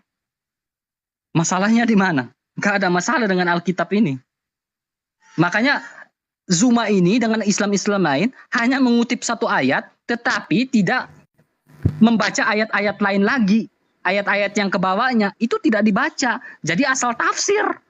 Ini Alkitab kami lebih tahu kitab kami seperti apa. Gitu Bang Zum, jangan asal tafsir ya. Oke. Sekarang gimana Bang Juma? Iya, kita sampai jam 1 Bang, masih ada waktu. Apa-apa. Saya hanya ingin katakan kepada saudara saya ini, dimulai waktunya Bang. Oke Bang, siap. Iya, saudara saya roti kehidupan. Anda sudah mengakui kan pernyataan Anda keliru tadi? Karena Anda sudah membaca Paulus itu ternyata nabi. Tuh, ini ilmu baru nih dari Bang Suma buat saudara saya ini. Dicatat itu. Oh, ternyata Paulus itu nabi. Dalam kitab kita gitu. Oh, dia bukan nabi, dia rasul. Di situ nggak dikatakan rasul. Di situ dikatakan nabi. Beberapa nabi. Nabi di dalam bahasa Yunani itu propetes. Penyampai firman. Oke? Jadi jangan Anda larikan ke rasul. Kata rasul dan kata nabi itu berasal dari Quran. Nabi orang yang menerima firman dari Tuhan. Bedanya dengan rasul, nabi yang menerima firman dari Tuhan dan memiliki kewajiban menyampaikan kepada umatnya. Itu rasul. Nabi tidak punya kewajiban menyampaikan. Rasul adalah nabi yang menerima firman untuk menyampaikan firman yang diterimanya. Jadi rasul sudah pasti nabi, nabi belum tentu rasul. Catat itu. Nah, ketika Anda mengatakan Paulus itu rasul, berarti jelas dia nabi. Kalau Anda mengatakan dia nabi, belum tentu dia rasul. Tapi kalau Anda mengatakan rasul, dia sudah pasti nabi. Dia menyampaikan firman. Sekarang pertanyaannya adalah, kalau dia bukan nabi, lantas ajarannya itu berasal dari mana? Sedangkan kitabnya orang Yahudi mengatakan, jika di tengahmu ada seorang nabi, maka aku Tuhan akan menyatakan diri kepadanya dan akan berfirman melalui mimpinya dan akan berkata di dalam mimpi dia. Itu nabi. Nah sekarang Paulus menerima firman Tuhan itu, menerima catatan-catatannya itu dari mana? Dengan matinya Yesus di atas tiang salib, dia telah membatalkan hukum Taurat dengan segala ketetapan yang ada di dalamnya. Itu informasi dia terima dari mana? Oh, dari Tuhan. Berarti dia nabi. Sederhana kan? Berarti Anda harus akui dia nabi. Karena dia mengajarkan surat-suratnya kepada orang lain, maka dia rasul. Tapi sebelum menjadi rasul, dia nabi. Kecuali Anda ingin mengatakan, oh itu adalah karangan dia sendiri. Bukan berdasarkan firman Tuhan, tetapi berdasarkan atas kebodohannya untuk bermegah. Sesuai dengan apa diterangkan dalam suratnya. Kan begitu. Nah sekarang kalau Anda mengatakan bahwa dia itu nabi, nah coba tunjukkan di mana itu dinubuatkan. Paulus akan menjadi nabi. Tunjukkan di mana silsilah dia. Kalau baginda Rasulullah Muhammad SAW, kami tidak perlu nubuatan. Bahwa dia dinubuatkan di dalam perjanjian lama, di dalam perjanjian, kami tidak butuh. Al-Quran seketika datang diwahyukan oleh Allah kepadanya. Kami terima, kami imani. Nah sekarang permasalahannya Paulus. Anda tidak mampu menunjukkan silsilahnya. Bukan tidak mampu, memang tidak diceritakan. Bagaimana mungkin kemudian Anda mengimani sebuah pemahaman yang bertentangan dengan firman Tuhan dari orang yang tidak jelas nasabnya? Hanya berdasarkan surat. Nasabnya orang ini dari mana? Kenapa dia mengajarkan firman Tuhan itu adalah sampah? Kenapa dia mengajarkan hukum Taurat itu adalah sengat maut? Kenapa dia mengajarkan hukum Taurat itu adalah kutuk? Siapa yang mengajarkan dia? Sementara dia bukan nabi. Dia bukan rasul. rasul bagi Kristen, tapi pemahaman rasul itu adalah nabi yang mendapatkan penglihatan untuk menyampaikan penglihatan itu kepada orang lain. Nah, sementara yang nabi itu adalah Yesus, bukan Paulus. Yang nabi yang datang kepada Bani Israel itu adalah Yesusnya, bukan Paulusnya. Paulus itu kan nabi. Meskipun diceritakan dalam Kisah Para Rasul 13 nomor 1, itu untuk menimpali Anda bahwa Anda mengatakan tidak ada lagi nabi. Ternyata nabi-nabi ada. Ini nabi-nabi Yunani semua nih. Ya, Lukius, kemudian siapa lagi? Simeon, Barnabas, Saulus. Ini nabi-nabi yang tidak dikenal di ajaran internal Yahudi. Nah, sekarang pertanyaan saya, tolong. Kalau memang Paulus tidak ada silsilahnya, Anda tidak paham silsilahnya karena memang tidak diceritakan dalam surat-suratnya. Pertanyaan saya, kenapa dengan mudah Anda percaya kepada dia? Sementara ajaran Tuhannya yang datang menurut Yesus lebih mudah langit dan bumi ini lenyap daripada setitik batal. Tapi melalui ajaran orang yang tidak jelas ini, Anda membatalkan hukum Taurat dengan menjadikan Yesus sebagai tameng mati terkutuk di atas tiang salib. Coba, terangkan kepada saya, di mana diterangkan bahwa hukum Taurat itu adalah kutuk? Selain daripada surat Paulus. Silakan. Bang Roti Kehidupan, mudah-mudahan Abang menanggap. Saya ingatkan kembali, Bang Juma itu menjelaskan di dalam iman Islam bahwa Rasul itu mengajarkan surat kepada umatnya. Nabi itu tidak wajib. Tapi Nabi itu menerima wahyu dari Tuhan. Nah, Bang Juma juga menyinggung nasab Paulus itu dari mana? Karena menurut Bang Juma dan keyakinannya, Rasul itu harus punya nasab. Nah, pertanyaan Bang Juma itu, bagaimana, kenapa Abang mudah percaya kepada Rasul yang nggak punya nasab? Silakan Bang. Ya, sebenarnya Zuma ini sudah masuk dalam sebuah lingkaran. Bahwa, kenapa saya bilang, dia sendiri yang mengatakan bahwa Nabi ada nasab ya. Kalau saya mengatakan dan Alkitab mengatakan Rasul Paulus adalah seorang nabi dan juga seorang rasul, mengapa demikian? Karena dia menerima wahyu langsung dari Allah. Makanya dia dikatakan nabi dan para rasul. Jelas. Masalahnya di mana? Kalaupun dia mengatakan dia adalah ini, kenapa dia sampai menuliskan dia dapat wahyu itu dari mana sih? Ya dari Allah. Seperti kata Bang Zuma kan, harus ada nasab. Harus ada wahyu kan? Ya dari Allah. Dari Allah yang seperti apa? Tertuang jelas di dalam Kisah Rasul pasal 9 tadi. Dari Yesus itu sendiri. Dari roh Yesus itu sendiri. Dari roh kudus itu sendiri. Ada ayatnya di situ. Masalahnya di mana? Kalau memang dia mengatakan kalau dia mendapatkan sebuah wahyu, sebuah nasab, berarti dia seorang nabi. Dan dia juga ditumpangi, berarti dia mendapat dua jabatan. Nabi dan juga rasul. Nah, kalau nabi dan para rasul, berarti Rasul Paulus itu nabi dan para rasul karena dia mendapat wahyu langsung daripada Roh Kudus, Roh Allah, Roh Yesus itu sendiri. Jelas. Berarti Bang Zuma sudah masuk dalam sebuah perkataan bahwa Paulus itu adalah seorang nabi dan juga sebuah tanda di dalam Kisah Para Rasul. Karena dari tadi Bang Zuma bahas Alkitab. Berarti Paulus juga termasuk seorang rasul. Seorang nabi dan juga seorang rasul. Itu perkataan Bang Zuma sendiri loh tadi saya dengar. Nah, kenapa sampai saya katakan seperti itu? Muhammad bukan seorang nabi. Dan Al-Quran bukan termasuk firman dari Allah itu sendiri. Kenapa saya katakan? Karena pewahyuan dari Allah kepada nabi atau dikatakan Rasul Paulus, meskipun ada malaikat yang datang memberitakan Injil yang berbeda dari apa yang kami beritakan, terkutuklah dia. Ditambah lagi di dalam kitab Wahyu. Ini kenapa saya nggak percaya Al-Quran itu bukan firman Allah.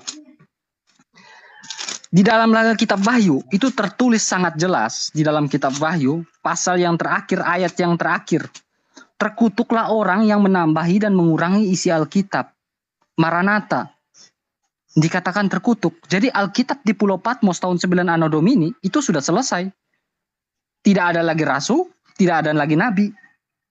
Sudah selesai. Kalau memang katakan Paulus langsung diwahyukan oleh Allah sebagai seorang nabi dan juga ditumpangi tangan menjadi seorang rasul, berarti stuck, selesai di kitab Wahyu.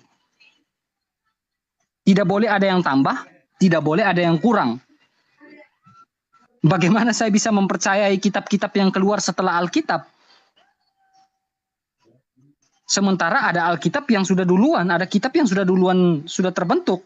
Kalau mengatakan kitab itu tiba-tiba turun dari langit, itu sesuatu yang kita bisa buktikan itu berdasarkan saksi. Ini kita bicara data, bukan tiba-tiba jedak jatuh ke bumi. Ini gak masuk di akal. Jedak jatuh ke bumi. Orang yang mempercayai jedak dan jatuh ke bumi itu bagi saya udah konyol sekali. Tetapi kitab yang berasal dari Allah itu pasti berdasarkan saksi. Alkitab mencatat bahwa Yesus memerintah alam semesta. Alkitab mencatat Yesus bangkit dari antara orang mati. Ada saksi dan ada sejarah. Lah ini Al-Quran tiba-tiba jedak turun. Rasul Paulus kembali lagi. Pasti akan kembali ke Rasul Paulus. Ya Paulus, kalau memang Paulus sebagai nabi dan juga ditumpangin tangan menjadi seorang rasul, berarti dia dua jabatan dong. Thank you pencerahannya. Tetapi di dalam kitab Wahyu, para nabi dan para rasul di dalam itu berarti sudah selesai setelah kitab Wahyu. Sebelum kitab Wahyu kan ada surat-surat Rasul Paulus.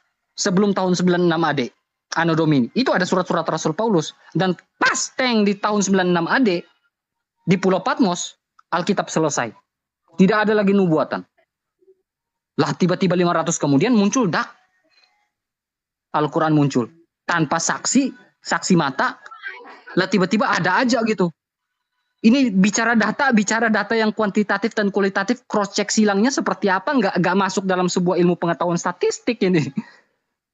Sementara kitab itu harus ada indikatornya, terbukti ada indikator, ada saksi. Itu baru kitab yang benar. Thank you Bang Roti Kehidupan. Jadi Bang Juma, jawaban dari Bang Roti Kehidupan bahwasanya Paulus itu memiliki nasab dari Tuhan.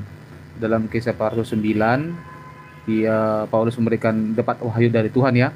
Terus dari Bang Roti Kehidupan juga menyinggung jika Al-Quran itu memang firman, padahal di dalam kitab Wahyu itu sudah jelas bahwasanya tentang wahyuan Nabi itu sudah jelas. Terakhir itu adalah Paulus dalam kitab Wahyu. Terus Bang Roti Kehidupan juga menyinggung maaf. Dalam kitab Wahyu itu Rasul Yohanes bukan Paulus. Paulus itu surat-suratnya. Iya. Berdasarkan nasab dari Allah. Tadi kan Abang, ini kan pertanyaannya tentang Paulus Bang. Abang membawakan dari itu kan, makanya saya sebutkan. Entah Abang yang salah menyebutkan dari jawaban dari Bang Juma, saya nggak tahu nih. Jadi Bang Roti Kehidupan menyebutkan juga dalam Galatia 1 ayat 69 itu bahwasanya memang udah jelas fix terkutuk. Dan itu udah ditutup dari kanonisasi Bang ya Bang Juma ya. Nah, silakan Bang Juma sanggahannya. Baik. Ya, terima kasih ya, teman. Jadi gini. Saudara mengatakan saya masuk ke dalam lingkaran. Yang ada Anda yang masuk ke dalam jebakan diri Anda sendiri. Ya. Anda mendapatkan ilmu dari Bang Zuma bahwa ternyata Paulus itu adalah nabi dan Paulus itu adalah rasul. Dan Anda senang di situ. Sekarang mari kita buktikan. Kita sudah mengurai dan Anda mengaminkan, mengiyakan Paulus itu adalah nabi. Mari kita lihat Matius 7 nomor 15. Waspadalah kepada nabi-nabi palsu. Yang datang kepadamu dengan menyamar seperti domba. Tetapi sesungguhnya mereka adalah serigala buas. Saya uraikan ayat ini, data ini. Yesus berpesan kepada muridnya, waspadalah kepada nabi-nabi palsu yang datang kepadamu. Baginda Rasulullah Muhammad SAW tidak pernah datang kepada Bani Israel pada masa Yesus. Sepeninggal Yesus, baginda Rasulullah Muhammad SAW, timernya Bang, tidak pernah datang kepada Bani Israel. Host, timernya Bang. Oke? Baginda Rasulullah Muhammad SAW tidak pernah nyamar sebagai Yahudi. Tidak pernah nyamar sebagai murid Yesus. Menyamar seperti domba. Sabar Bang Zuma, timernya belum jalan ini. Nanti Bang Zuma bicara terus nanti. Iya, timer. Tos, timernya. Jaringannya kayaknya. Nanti tinggal dikurangi aja, Bang. Waspadalah kepada nabi-nabi yang datang kepadamu dengan menyamar seperti domba. Tetapi sesungguhnya mereka adalah serigala yang buas. Tadi di awal saya sudah menjelaskan, serigala ini adalah keturunan Benyamin, dan Paulus mengaku sebagai keturunan Benyamin. Itu Anda bisa baca di dalam Roma 11 nomor 1. Nah, ketika kemudian Matius 7 nomor 15, Anda bangga Paulus ini adalah seorang nabi, Kisah Para Rasul 13 nomor 1, ternyata dia yang harus diwaspadai. Kenapa? Karena Paulus nantinya mengaku bertobat dan kembali menyamar sebagai pengikut Yesus. Sehingga dia dengan selanang boy mengambil pengajaran Torah, lalu membatalkannya dan mengangkat Yesus sebagai pembatal dan dijual kepada Romawi dan Yunani. Itu poin yang perlu Anda cermati. Nah, ketika Anda mengatakan bahwasanya Paulus itulah nabi, ingat pesan Yesus di dalam pengajarannya di dalam Matius 24 nomor 26. Jadi apabila ada orang berkata kepadamu, lihat Yesus ada di padang gurun, janganlah kamu pergi ke situ. Atau lihat ada Mesias di dalam bilik, jangan kamu percaya. Anda berbicara mengenai Al-Quran. Siapa saksi? Saya tanya balik. Siapa saksi Paulus menulis surat di dalam bilik penjara? Ada beberapa surat yang kemudian Paulus tuliskan di dalam bilik penjara itu. Filipi, Kolose. Itu ada surat-surat yang dituliskan Paulus di dalam penjara. Pertanyaan saya, ketika dia mengaku bertemu Yesus, dia diutus menjadi rasul, itu dia dapat wahyu dari mana dan siapa saksinya? Yang dituliskan di dalam penjara itu adalah Filipi, Korintus. Itu adalah surat-surat yang dituliskan dalam bilik. Sementara pesan Yesus, apabila ada orang berkata kepadamu bahwa dia bertemu dengan Mesias di padang gurun, ingat Anda membawa Kisah Para Rasul 9 nomor 6, itu padang gurun. Ketika dia menuju ke Damsik, dia mengaku bertemu dengan Mesias. Baginda Rasulullah Muhammad SAW tidak pernah sekalipun mengaku bertemu dengan Mesias. Baginda Rasulullah Muhammad SAW tidak pernah menulis surat di dalam bilik. Tidak pernah mengaku bertemu dengan Tuhan di dalam bilik. Bilik itu kamar. Tidak ada tuh. Sementara yang dikatakan bilik, ya, itu artinya adalah kamar itu. Nah, Paulus itu di penjara, di dalam bilik dia menuliskan surat. Lalu kemudian ketika dia berjalan di padang gurun, dia bertemu dengan Mesias. Ketika dia di dalam penjara, dia bertemu dengan Mesias juga. Siapa yang menggenapi? Ingat, jangan ditelan liurnya tadi, dijilat lidahnya. Anda sudah mengakui dia adalah nabi. Tinggal kita buktikan apakah dia palsu atau asli. Anda uraikan aja sendiri. Ketika dikatakan dia bertemu di padang gurun, ketika dia menulis surat bertemu Yesus di dalam bilik penjara, Anda uraikan sendiri. Karena Yesus berpesan, jadi apabila orang berkata kepadamu, lihat Yesus ada di padang gurun, jangan kamu pergi ke situ. Atau lihat ia ada di dalam bilik, jangan kau percaya. Nasihat Yesus agar jangan percaya kepada Paulus. Ini jelas ini data. Jangan mengatakan saya enggak berdata. Itu data akurat. Makanya saya katakan kepada saudara, ketika Anda sudah mengakui dia adalah nabi, mari kita lihat ajarannya. Yohanes 16 nomor 12 mengatakan, Yesus mengatakan, masih banyak hal yang harus kukatakan kepadamu, tetapi kamu belum dapat menanggungnya. Artinya akan ada ajaran yang datang setelah Yesus, yang mana ajaran itu ketika didudukkan di pundak orang Yahudi itu tidak akan mampu untuk menanggungnya. Sekarang mari kita bandingkan antara ajaran Paulus dengan ajaran baginda Rasulullah Muhammad SAW. Satu, menerima kemudian ajaran berhaji ke Mekah. Apakah kemudian orang Yahudi sanggup menerima pada masa Yesus? Tidak. Nah sekarang kalau orang Yahudi disuruh kemudian ibadah di Yerusalem, apakah orang Yahudi sanggup pada masa Yesus? Sanggup. Jadi apa yang ada di ajaran Paulus yang tidak sanggup diamalkan oleh orang Yahudi pada angkatan Yesus? Gak ada. Menghilangkan hukum Taurat. Oh, orang Yahudi senang. Pesta hari Minggu, orang Yahudi senang dan seterusnya. Tapi kalau kita ajarkan tentang Islam kepada orang Yahudi tidak sanggup menanggungnya. Nah, ini yang dikatakan oleh Yesus. Masih banyak hal yang harus kukatakan kepadamu, tetapi sekarang kamu belum dapat menanggungnya. Artinya ajaran setelah datang Yesus yang belum diajarkan adalah ajaran yang sangat berat. Habis, Zuma. Oke, silakan. Oke, Pak Zuma. Thank you ya. Jadi Bang Zuma ini kita dari dulu memang sudah berdebat ya. Tapi memang gini Bang Zuma. Bang Zuma mungkin sudah lupa ya. Tapi gini Bang Zuma. Bang Zuma mengatakan saksinya siapa? Yesus itu sebagai rasul diberikan oleh Allah firman kepada dia sebuah nubuatan. Saksinya siapa? Saksinya jelas. Di dalam Kisah Rasul pasal 9 itu kayaknya Bang Zuma nggak baca. Nggak baca penuh.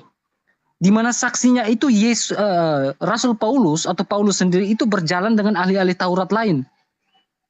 Itu saksinya. Saksi yang kedua adalah bagaimana Ananias bisa tahu kalau Paulus itu akan datang ke jalan yang namanya jalan lurus itu. Ananias tahu dari mana? Yesus datang dalam bentuk roh. Makanya dalam Kisah Rasul 16 ayat 7, roh Yesus itu datang. Menemui Ananias, lalu bilang, datanglah ke rumah seseorang di jalan lurus itu, temui seseorang yang bernama Saulus. Itu Yesus sudah terangkat ke surga. Temui dia. Orang yang bernama Saulus, akan kuangkat dia menjadi seorang pilihan. Ada saksinya di situ. Jelas ada saksinya di situ. Bukan asal bicara. Nah, di dalam 1 Korintus, ada hubungan dalam 1 Korintus pasal 13, dalam Matius pasal 7 tadi. Orang yang mengaku, karena di situ banyak yang mengaku dirinya Mesias. Mesias itu artinya apa sih? Yang diurapi. Paulus mengakui nggak dirinya diurapi? Paulus tidak pernah mengakui dirinya diurapi. Karena Paulus tahu Mesias itu artinya Kristus. Paulus tidak mau menyamakan dirinya sebagai Mesias atau sebagai Kristus. Itu jelas. Makanya di dalam 1 Korintus pasal 13 ayat 8. Kasih itu tidak berkesudahan. Nubuatan itu akan berakhir. Bahasa roh akan berhenti karena pengetahuan yang tidak lenyap. Ayat 9. Sebab pengetahuan yang kita miliki tidak sempurna. Tetapi ayat 10 harus dipahami. Jika yang sempurna tiba, maka yang tidak sempurna itu akan lenyap. Di dalam ayat yang ke-10 ini, 1 Korintus pasal 13 ayat 10. Jika yang sempurna, ini di dalam bahasa Yunani dia tertulis, jika toteleon datang. Jika toteleon tiba. To itu mengacu pada sebuah benda, kecuali dia bilang jika tonteleon tiba. Tapi dia mengacu pada toteleon, sebuah benda yang akan datang, maka yang tidak sempurna akan lenyap. Yang sempurna itu apa? Alkitab. Makanya ketika Alkitab itu sudah ada di dalam kitab Wahyu, nubuatan itu sudah berakhir. Tidak ada lagi. Lah muncul di tahun yang ke-500 setelah Alkitab itu ada, muncullah Al-Quran. Nubuatan itu ada nubuatan. Atau nubuatan datang dari Allah. Jedar datang. Sementara firman Tuhan dengan jelas, jika yang sempurna tiba, yang tidak sempurna itu akan lenyap. Nubuat termasuk nubuatan. Makanya saya bilang Alkitab itu sudah dinubuatkan dari Kejadian sampai Wahyu. Itu sudah selesai. Tidak ada nubuatan lagi. Karena sudah lenyap. Alkitab itu kanon tertutup. Rasul Paulus tegas mengatakan itu. Yesus pun tegas akan muncul Mesias-Mesias palsu. Mesias-Mesias palsu itu bukan acuan kepada Rasul Paulus. Ini kitab kami lebih paham tafsirannya seperti apa. Saya tidak pernah menafsirkan kitab Anda karena saya tidak paham kitab Anda. Yang saya tahu kitab saya, di dalam Matius pasal 7 itu mengacu pada sebuah eskatologi, sebuah ilmu tentang akhir zaman.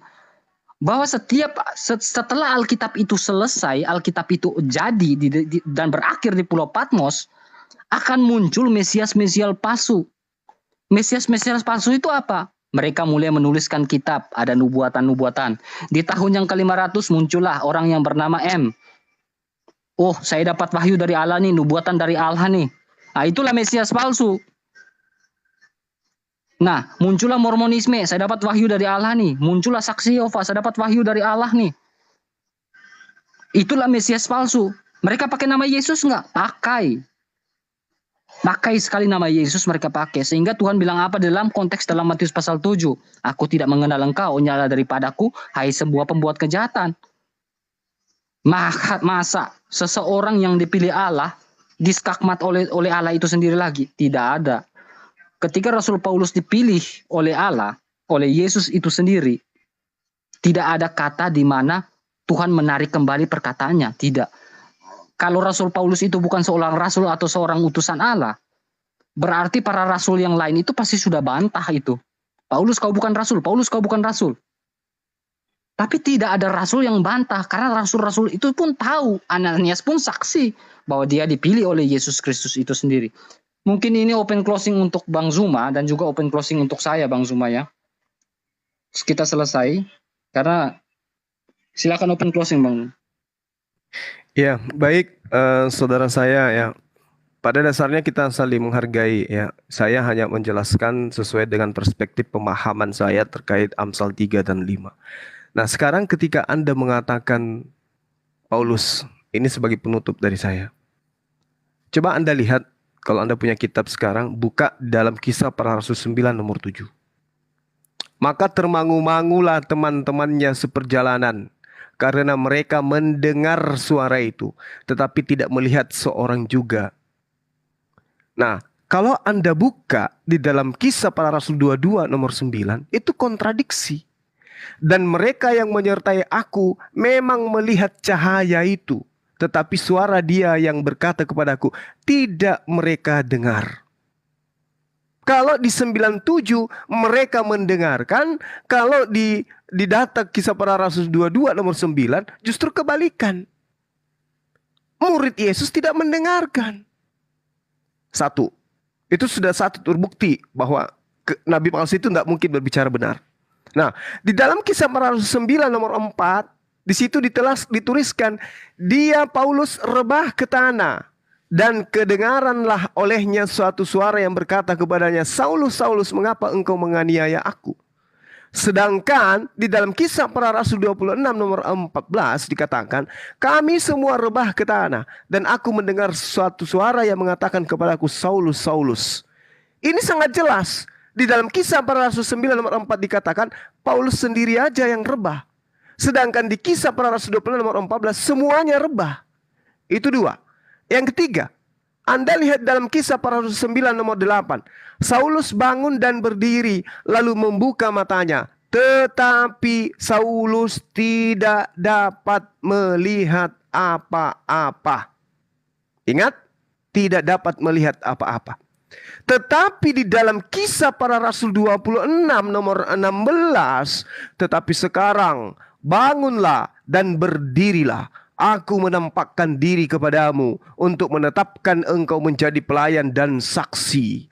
Ini apa maksudnya? Di dalam Kisah 98 diceritakan bahwa Paulus setelah bangun, dia buta dan tidak dapat melihat apa-apa. Di dalam Kisah Para Rasul 26 nomor 16 diceritakan setelah bangun Paulus melihat Yesus menampakkan diri. Yang satu buta, yang satunya melihat. Inilah bukti bahwa apa yang diterangkan oleh kitab saudara yang mengatakan waspadalah kepada nabi-nabi palsu dalam Matius 7 nomor 15, itu bukan cuma satu nabi palsu. Waspadalah terhadap nabi-nabi palsu, berarti jamak, yang datang kepadamu menyamar seperti domba, tetapi sesungguhnya mereka berarti jamak, adalah serigala yang buas. Berarti bukan cuma seorang. Ada banyak nabi palsu yang kompak kemudian menceritakan satu perkara, tetapi tidak kompak di dalam menarasikan. Karena kontradiksi. Yang satu mengatakan melihat, yang satu mengatakan buta, yang satu mengatakan sendiri rebah, yang lainnya mengatakan rebah semua. Itu jelas tuh. Inilah bukti bahwa dari data ini kita bisa membuktikan. Jadi saya katakan kepada saudara, kalau dalam hal ini saja sudah kelihatan nyatanya bagaimana kesalahan-kesalahan yang ada dalam ajarannya, maka begitu juga ajaran tentang firman Tuhan yang datang kepada Nabi Musa, bagaimana mungkin kemudian disebut sebagai kutukan? Bagaimana mungkin kemudian Nabiullah, Rasulullah mati dengan cara terkutuk? Nggak mungkin. Nah, untuk itulah kemudian sebagai kesimpulan dari saya, mari saya mengajak teman-teman Kristen telaah Bible dengan menggunakan akal sehat, dengan berstandar kepada Amsal 3 nomor 5. Jangan kepada doktrin dan iman gereja. Jangan doktrin bapak-bapak gereja. Tapi belajarilah Bible itu sendiri-sendiri. Kaji dengan menggunakan akal sehat. insya Allah kalian akan menemukan kebenaran menjadi pengikut Yesus yang setia. Demikian dari saya, mohon maaf ketika ada kata-kata yang... Saya closing statement Bang Zuma ya, saya 3 menit, saya juga pasti closing statement. Masa Bang Zuma sendiri? Oke, silakan saudaraku. Sebelumnya saya mohon maaf ketika ada kata-kata yang kurang berkenan. Itu semua dari saya pribadi. Hal-hal yang benar itu berasal dari kitab yang kita gunakan. Kemudian kepada teman-teman typing baik di Komal ini maupun yang di YouTube, terima kasih banyak atas perhatian antum semua. Kalian luar biasa. Salam tauhid, salam NKRI. Assalamualaikum warahmatullahi wabarakatuh. Silakan Bang. Oke, saya closing statement bahwa saya tetap berpendapat dan Alkitab tetap berpendapat bahwa Paulus itu adalah utusan dari Allah.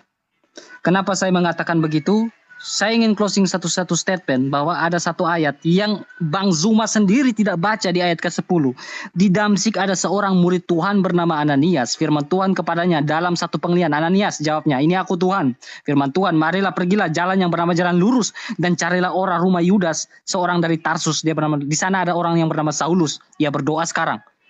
Saksinya bagaimana seorang Ananias bisa tahu Saulus itu ada di Damsyik dan sekarang dia menuju ke rumah seorang yang bernama di jalan lurus itu, seorang bernama Yudas itu.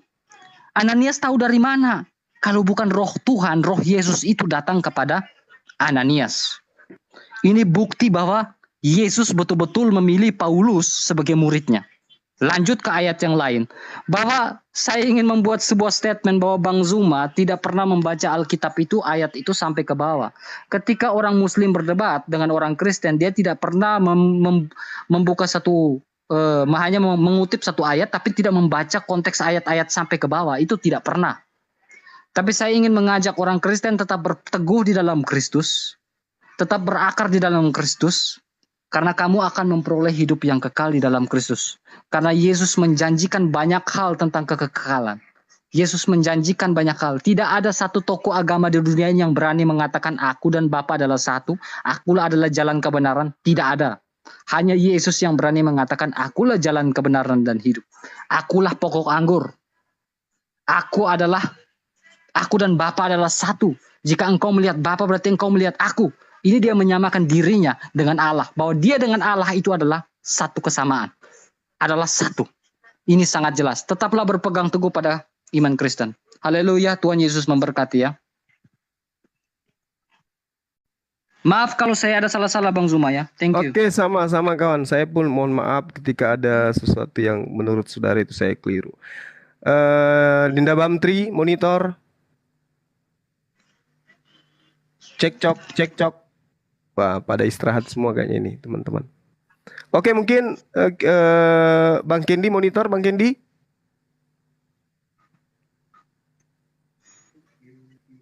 Ya, saya rasa teman-teman kita ini pada istirahat kali ya.